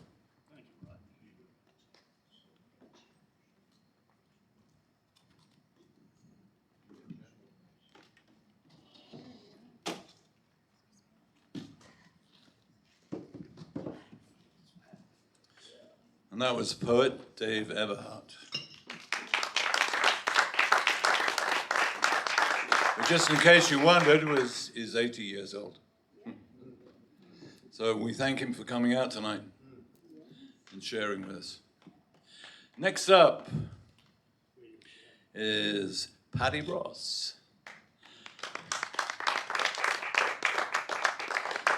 Patty ran the First Fridays for Maryland Writers Association for the last year, but she's well known for other things as well. Quite a lot of other things, actually. Well, we're not going to get into that right now. Thanks, guys. So since everybody was peddling their books, I figured I'd do mine. Came out in August of this year. It's from Yellow Arrow Press out of Baltimore. It's called St. Paul Street Provocations. About a time period that I lived. Did you get the book? No, from a time period that I lived in Baltimore on the corner of St. Paul and Lafayette Streets, just one block south of North Avenue. So it's a nice little collection of poems about some of the folks I met, befriended in the neighborhood. Sorry. First poem I'm going to do is Indemnity. This is football season, so I usually try to do something. Usually try to do this poem at that time of the year.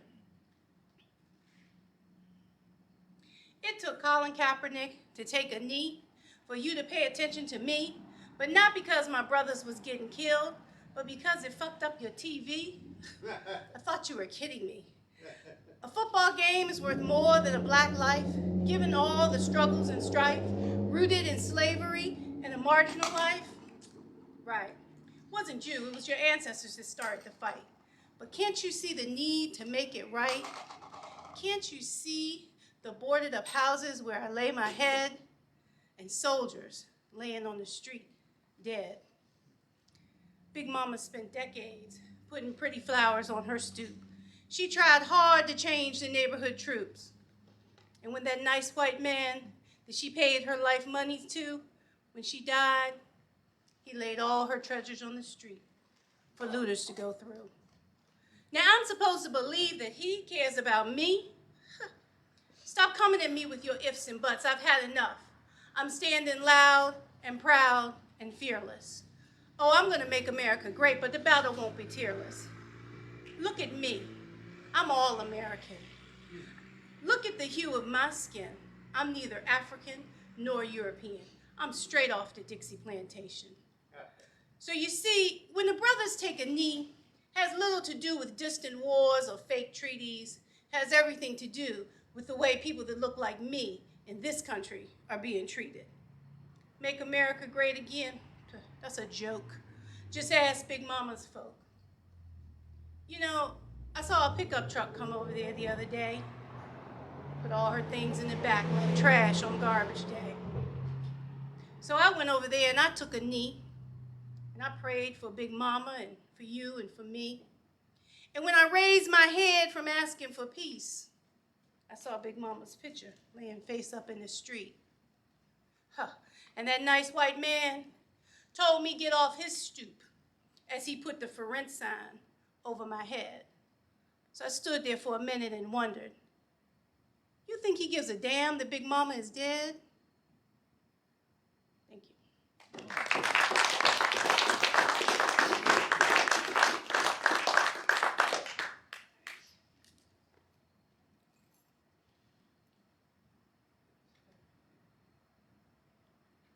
So, Billy Collins, who's a former poet laureate, once said that poets spend a lot of time staring off in space.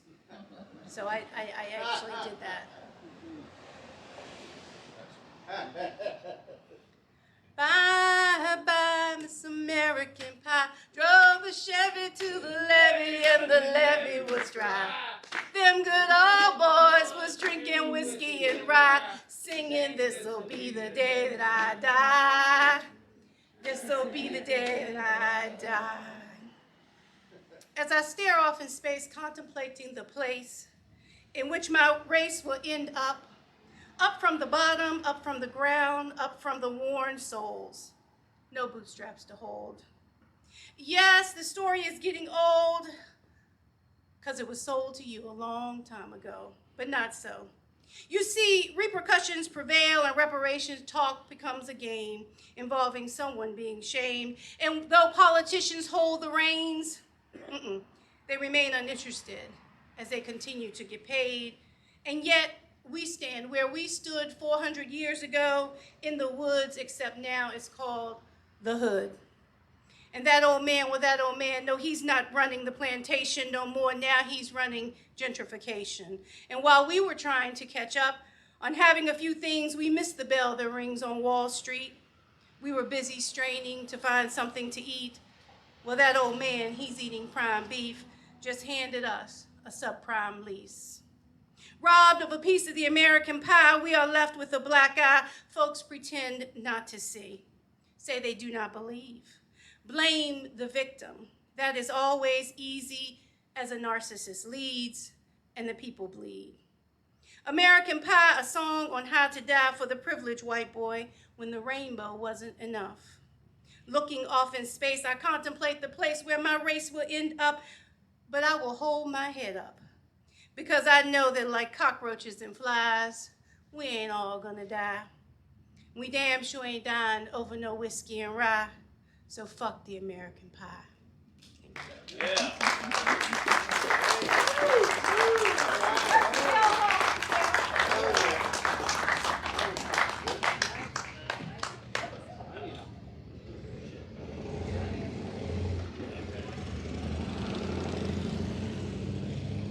She doesn't mess around, as Patty was.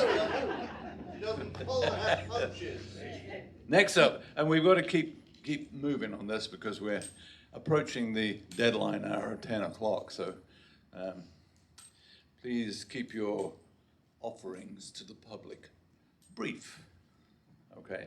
But next up is Carrie Martingale, who, you can come up, Carrie, who is the president of the Frederick chapter of Maryland Writers Association and suddenly discovered she was a poet. It's amazing. Thank you. In fact, Rod and Patty are two people I credit very much for the past year. That's true. I'm going to read two poems. The first is actually a draft. I wrote it yesterday morning. The inciting incident was over the weekend on Facebook when there was a Girl Scout troop leader selling Dreamcatcher crafts. And I don't really like cultural appropriation, so here we go. A note to my daughter. I want you to dream. Dream big. But don't let your Girl Scout troop leader write, keep on dreaming across the balsa wood hoop of a Dreamcatcher craft, hanging green trefoils on strings from the bottom of the loop in cheap pursuit of a Dreamcatcher patch for the back of your vest. In an afternoon activity overseen by a non-native leader whose understanding of dream catchers comes from the 1-inch square tag on a bag full of trinkets made in China. Produced for the colonial masses, plus the profit, minus the blessing, trading the sacredness of a dream catcher for the same old banal messaging. Keep on dreaming. Big dreams for big bedrooms in the suburbs. Nifty aesthetics to hang with all the Pocahontas Halloween dresses. Making costumes out of nations. Taking what was theirs to make it ours. To decorate our McMansion walls. Don't get caught up in the web of appropriation. Taking what belongs to another girl's nation. Dream catchers aren't a spoil of war. Your troop leader doesn't get to decide what they're for. So yes, dream big, bigger than her, of a day when culture and dreams are shared, not stolen and strewn across a picnic table with markers, trefoil, string, and patches to give out. Girl Scout bling to commemorate what fun appropriation can be. Well,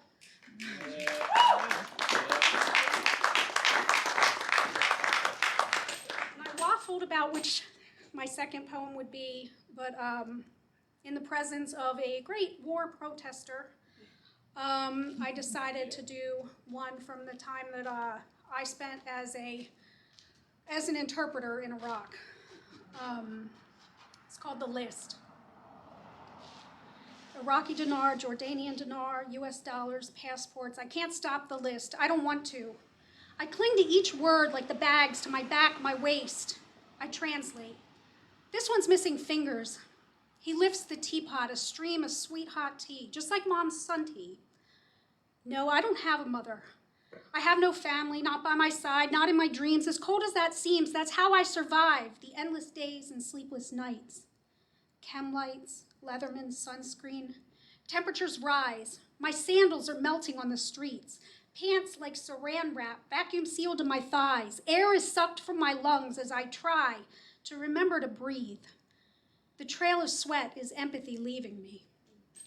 We drive through the meager swamps, rundown factories, abandoned tanks. Those tanks aren't moving, but they manage to barrel over my soul, crushing my spirits mile after mile. But still I smile. Hair clumped in sandy grooves, grit oozing from my pores. I'm surrounded by more Iraqis with guns than Americans with guns. Iraqi dinar, Jordanian dinar, US dollars, passports. I'm your sister, not your occupier. That's the message I send, and I believe the naive words I say, despite occupying their space every day in every way. We arrive. A sheikh answers the door. His son hovers, fanning me with fronds as my protests go ignored. I wonder which one of us feels humiliated more. This one shifts, tired of the gun in his crotch. It flags my body, a bullet in the chamber. I'm always on watch, wondering exactly what will kill me that day. Gunfire, infection, dehydration. This is the price I pay for serving a rich man's invasion. Explosions in the distance. Wound management kit. That's it, the trauma kit. That's the one I need. Money at a passport won't save me from IEDs. A bomb is one thing that US dollars can't beat. Water, MREs. We speed. Children man checkpoints, proud of their AKs and handmade badges. I hope they don't get overrun by insurgents determined to catch us. Over and over, I rehearse what I would say to captors. La ilaha illallah, Muhammad Rasulullah. I will swear allegiance to any deity, but the truth is I bear none. There is no God here. The Almighty is whoever has the most powerful gun. Out in the street I stand, surrounded by odors and men who wedge themselves between me and my guards. Non-lubricated condoms. Condoms can carry water, you see, but also if someone tried to rape me, could I convince him to put a sheath on his sword to keep this war out of my womb? We floor it. I ride, flanked by my protectors, trying to hide that my bladder is full. Landmines in mind, I don't want to stop, but Mother Nature gives me no choice this time. Baby wipes, underwear. I hope I don't pee on mine as I squat between the door and my guard. He's so close I could touch him. I search for snipers, for scorpions, for my dignity, clutching the waistband, ready to pull up at a moment's notice as sand blows into my face and every other place. I wipe as if I'll ever feel clean again, as if I can wipe away war. Today, after almost 2 decades, I still feel the sand in my vagina, the grit in my teeth, my hair, my eyes, still feel the list running through my head. But no list can help me reconcile the horror with the pride, the shame inside. I carry no list of the parts of me that died. well.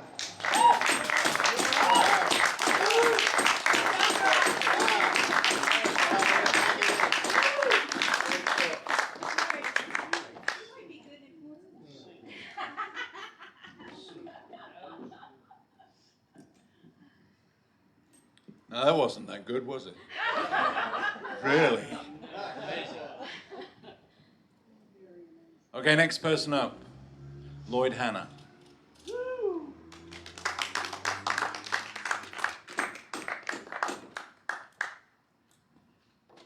here? I'm still here.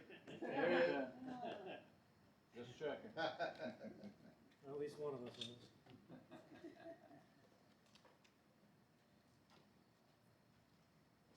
Well, I gotta say, I feel a little outclassed. You should. Thanks for that. You're welcome. I haven't read in 30 years, so please bear with me for just a moment. Okay, here we go. Worth the wait. Yeah. This one's called Recreation. I'm not sure how deep the snow was that day. It turned out to be about 6 feet. I did not measure it accurately. I had to dig through it and then into ground. I don't usually go camping in spring after big snows in winter. There are too many little piles of feces and toilet paper left behind from people burying their shit in the snow instead of going down to ground. When digging a cat hole, as it is called, it is important to go at least 10 inches into dirt, 200 feet from a water source. My father called this the 10-200 rule. This may be difficult when you have an urgent need, but you can always go and bury it right after. You can also carry out your shit, though not the same way it came in. But this is becoming more well-known and required in certain areas where shit does not biodegrade well. One of the earliest lessons I remember was of how to shit in the woods. My father took us camping young. I think I was 5. I'm sure I went earlier, but it is the first time I remember being instructed about how to shit properly in the woods. These days, there's so much more use of the natural resources, like land for recreation. We never called it recreation, we called it camping. It involved hiking in a cycle, walking from one place to another over many miles in a day, as a way to enjoy being outdoors with people you could trust and depend on. Every time I go out now, I find small piles of trash, things that were important for recreation, important for people to bring along on their journeys, but not to carry out. I carry bags with me now to pick up litter when I am out recreating. Recreation is an interesting word. We think we know what it means, but consider the roots. Re, as in pertaining to, regarding, but also once more, as in to renew. And creation, to bring something into existence. If you reconsider it, recreation is the process of bringing ourselves back into existence through a learned appreciation of the beauty of the natural world and all it has to offer us, instead of all we can take from it or leave on it. An old adage I heard as a youth was, take only pictures, leave only footprints. An aesthetic credit to the Baltimore Grotto, a spelunking club whose members understood that our use of an area for its natural beauty can destroy its natural beauty and mar what we came to appreciate, scarring it for future generations, so they may only see the scars without even knowing they are scars because they never had seen the original beauty we so appreciated. It would be nice to be able to see the natural world around us everywhere, appreciated, without the shit scars left behind so thoughtlessly, so that future generations can reconsider their existence and build a new appreciation through their own recreation for the beauty in nature, marked by many unseen footprints and cherished memories, like a perfect picture of natural beauty.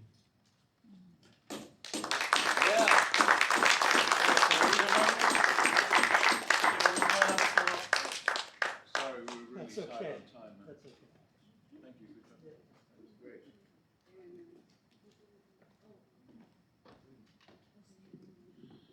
Next person on the list, I can't read quite clearly. It looks like Apollo.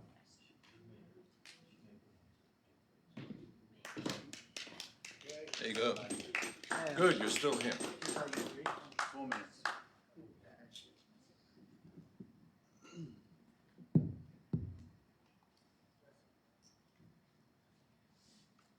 All right, blessings. Hope you're all well. This first one's called Carry Out. Steamed dumplings, crispy salmon roll, chicken pad thai, duck chow without peanut sauce, masaman, curry puffs, chicken cashew nuts. All right, cool. Is this a little better? Yeah. All right. That was just an order that what I put in like last week, so you're welcome. The masaman was amazing. All right, here's another one. Back home for a while, mowers running like cows. Shades, chains, mustaches, the whole thing. Even the tits had big bushy mustaches. Their sun-beating pink bodies sag, mouths chewing yellow teeth.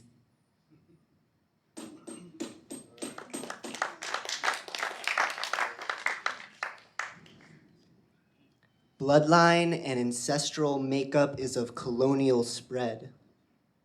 Viral, invasive, poisoning soil and desecrating ecology. My born legacy is built by placing foot on the soul's mouth of whole peoples. Genocide of life and dignity. Well, I cut the umbilical cord. Finding family in solitude, barefoot in old forests. Ear turned towards ancient bird song and water falling eternally. My body is my own, and I give it back to the earth from which it was stolen. Okay. Yeah. All right, color. Barefoot dance on the asphalt. $50 for one more song. The front man asks the button downs come drooling to cough up green and plenty for the party. It's been a tired year for the apple orchard. Bored, sleepy, shut in, what to binge next. You can sense the dam breaking. Their pressurized hedonism is ready to burst from ball sacks to industrial kitchens and Siva-cleaned aprons. A child rides by, on his bike, hand over mouth, eyes dripping and sagging like they've seen 90 years. Yeah. All right.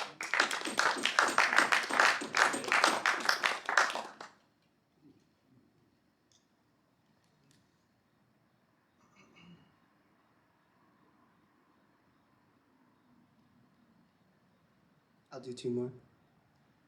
Again behind the head, mixed in with rush, self-indistinguishable, all gooey and ooze, blended by freefall, not sure what today is, who it belongs to, where it runs.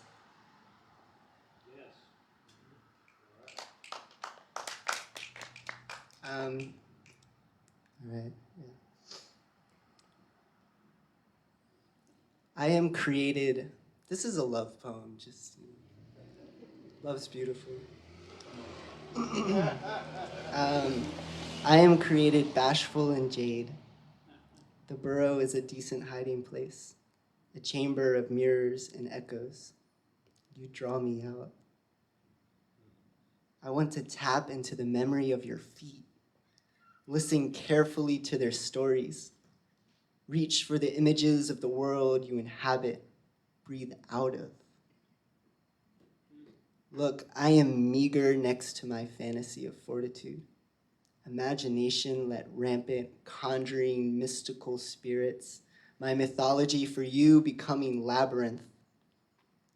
Lost, my mouth opens, blinded and fumbled. Make lucid my opaque portrayal. Draw me to the earth in your arms, the temperature of your blood, the anatomical heart behind ear. Show me your mass, your density, your footprint, and I will show you what it is to love specifically. Yes.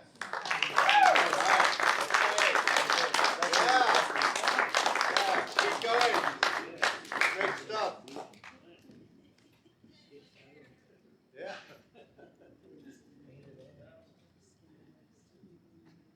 Now that was good. Last person up, Sid Gold. All right, Sid. Oh, Sid. All right. Yes, indeed. Now I know why everybody's worried about the lights up here. I can't see you, but I know you're there. Yeah. I'm a Washington Writers Publishing House poet, and my Washington Writers Publishing House book came out in 1997, and much to my surprise, this year Washington Writers Publishing House decided to put it out in a new edition, Wow. and that will be available starting Friday. Wonderful. Right, very. Great. It was a total shock to me. The new edition will be 9 by 6, and this is 8 and 5.5, and it has an introduction by Hallie Karapetova, if you know who she is, and I don't know, three minor changes that nobody's going to worry about. Okay. Bigger and better. Well, I'm waiting to see what it looks like. I put these on again when I drive, so don't worry about it. Anyway, like I said, it'll be available online starting Friday, and tomorrow I'll get a chance to see what it looks like for the first time. So, you know, in the ensuing years, I started reading from other things, and I figured I might as well start reading from this again, since November 7th, I'll be reading at the Writer Center in Bethesda, along with Elizabeth Bruce, whose novel has also been reissued by Washington, her 2007 novel, which I love, and Silent Left the Place. We'll be reading together with some other people reading from the anthology, This Is What America Looks Like, that we put out back in February. Washington area, the DMV area anthology. So that's November 7th, 2 o'clock, free at the Writer Center in Bethesda, and you're all welcome. Okay, we all have choices in life, right? The choice, would I, given a second chance, begin once again at the beginning? Would I, nearsighted as a mole, push toward the light, having learned that the human heart waxes and wanes like a capricious moon, some days open as the hand that shares, other days closed like a fist, that on dark mornings that refuse to be named, I will awaken with the taste of the ashes of other men's bones in my mouth, and at night as I lay down, I will search the sky, wondering why not one blinking star fulfilled its promise, and, finding no other answer, blame myself. Would I start all over, knowing that 1949 will be remembered only as one more year that had exhausted all its miracles long ago, that I would seek out my name in thick ledgers only to feel each page crumble under my fingers, that in time I would come to find the taste of blood and the taste of wine to be one and the same, and would I have any other choice but to stand here saying this to a people who have learned to turn a deaf ear to good news and embrace tragedy like a long-lost daughter, holding in my palm a small chunk of a dead star like a weighted die, wagering what remains of the ribbon cloak of my spirit to bring a distant sun closer to the earth, piece by burning piece. Thank you.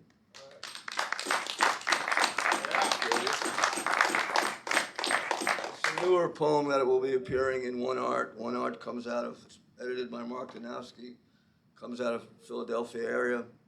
50 some odd years ago, excuse me, Dave? Question, Dave? All right. Oh, your heart attack. Oh, okay. Solid. Anyway, 50 still years ago, I hitchhiked from New York to LA and back again. And so, where this came from recently, I don't know, but I'm happy with it. My LA. You don't have to love LA, but you have to love the idea of it, where the average Joe and Josephine's hyperrealism meets the mundane, America's off-kilter vision of business as usual, passing momentarily for a happening scene, and all those highways, named free as if anything really is, going in any direction you could point to. The goal is to get there, somewhere, anywhere, faster than is reasonable, and expecting a claim or a prize for your energies, expecting a claim or a prize for your efforts is energy wasted. I was there once, hitchhiking in from a stretch posing as a tourist in the Badlands east of Eden. I landed somehow in Pasadena, where I sidled into a silvery stingray, its owner a tan poster child for the middle-aged good life, and felt ennobled without even trying. I was looking for Venice, the address scrawled on my wrist, and ready for all kinds of surprises, found it nothing close to home. But that's the point, someone said at a sprawling beach party lit by bonfires. It wasn't given for me, and the next morning, the coals still glowing, revelers struggled to recall how they got there and with whom. This is my LA, I decided, flashing my best newcomer smile at everyone who passed, to do with what I wish. Thank you.